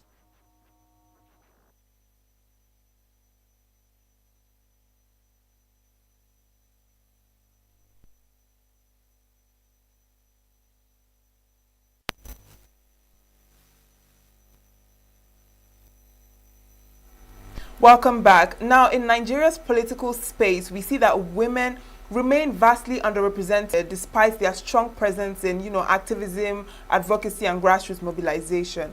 And so we're looking at women in politics in Nigeria threading we're lions there, and we have with us this morning, joining us via Zoom, Chioma Ifemeludike. She is the AAC candidate for the Anambra 2025 Guba elections. Good morning. You're very much welcome to the program. Good morning. Thank you for having me. Good morning, Chioma. Thank you for joining us. Just a quick question. How does it feel to compete with the men in the political space? Just learning that we were the candidates for AAC in the 2025 Anambra Guba election. How does it feel to share the same political space with big wigs, the men, the people that have been in the game for years over time? Yeah, it felt great. It was a good experience that I needed as a woman. And for what it's worth, I would say that coming from the candidates at the time that we, had engagement, it was fair.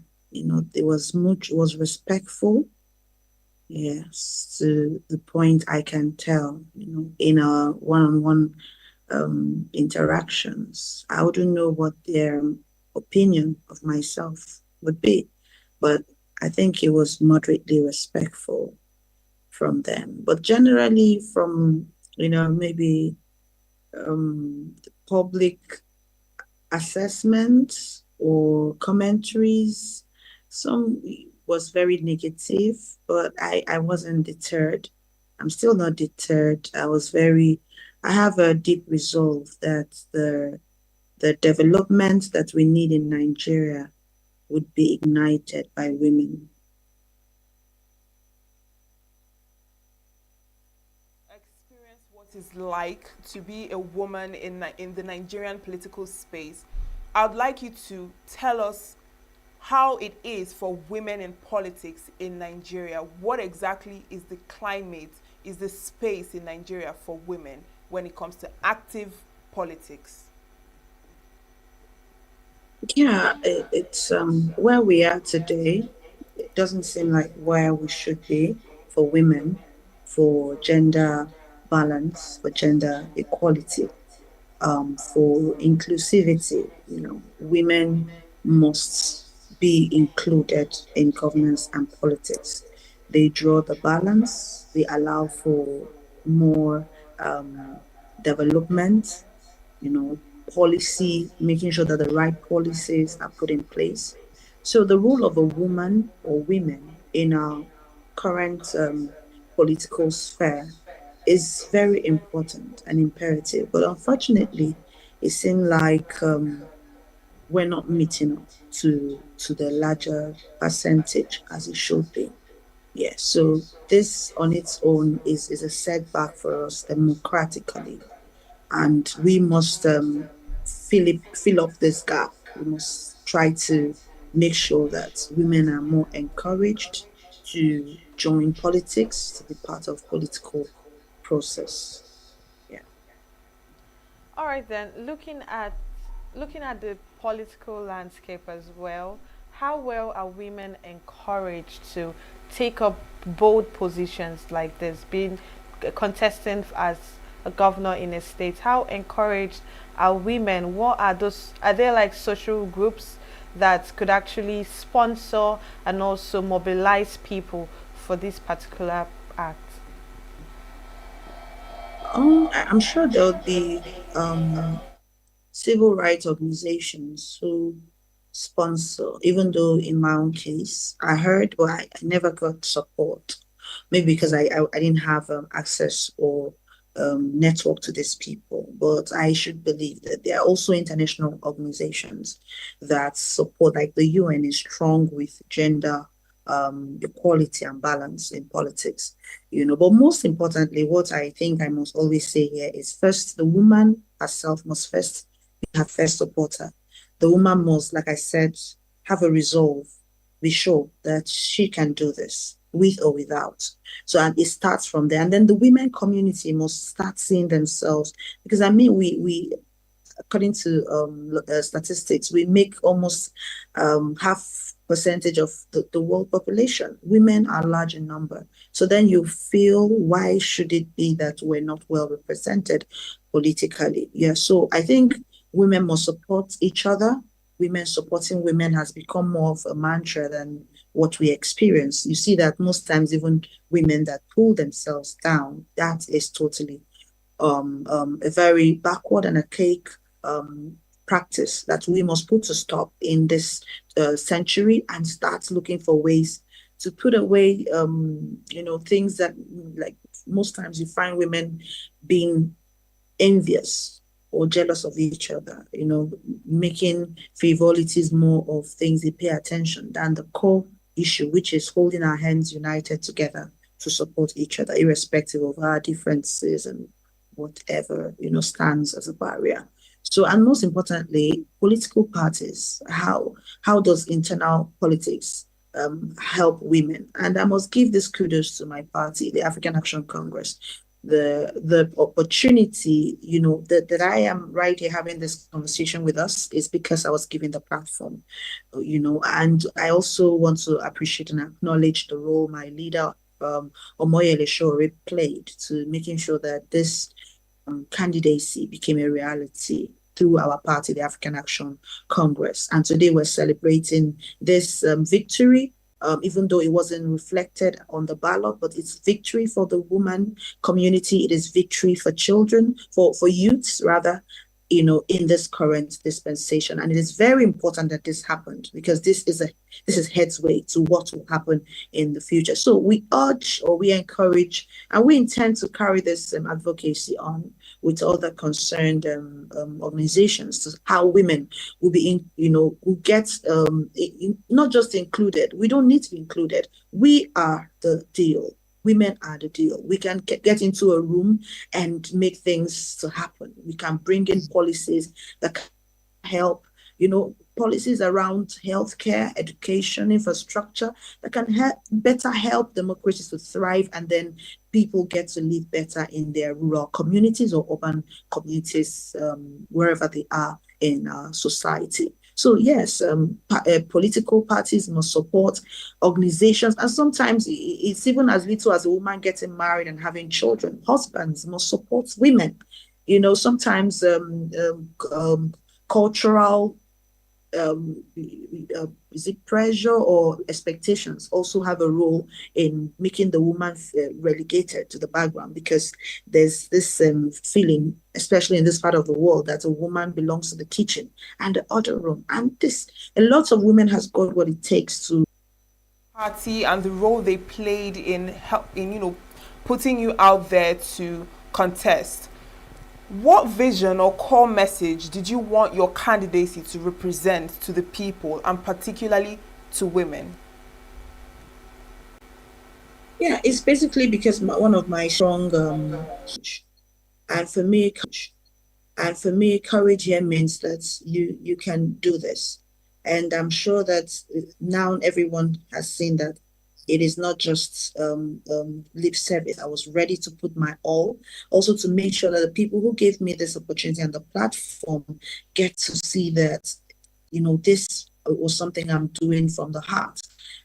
So this is the leadership abilities, even while campaigning, you're a leader because you're leading the campaign team. While campaigning, you're a leader because you're leading the campaign team. You're part of the decision making of that team. So that's where you start flexing your leadership muscle until you probably get that position. Yes, muscle until you probably get that position. Yes. So the message is clear, that you need, with courage, you can actually achieve whatever you want to achieve.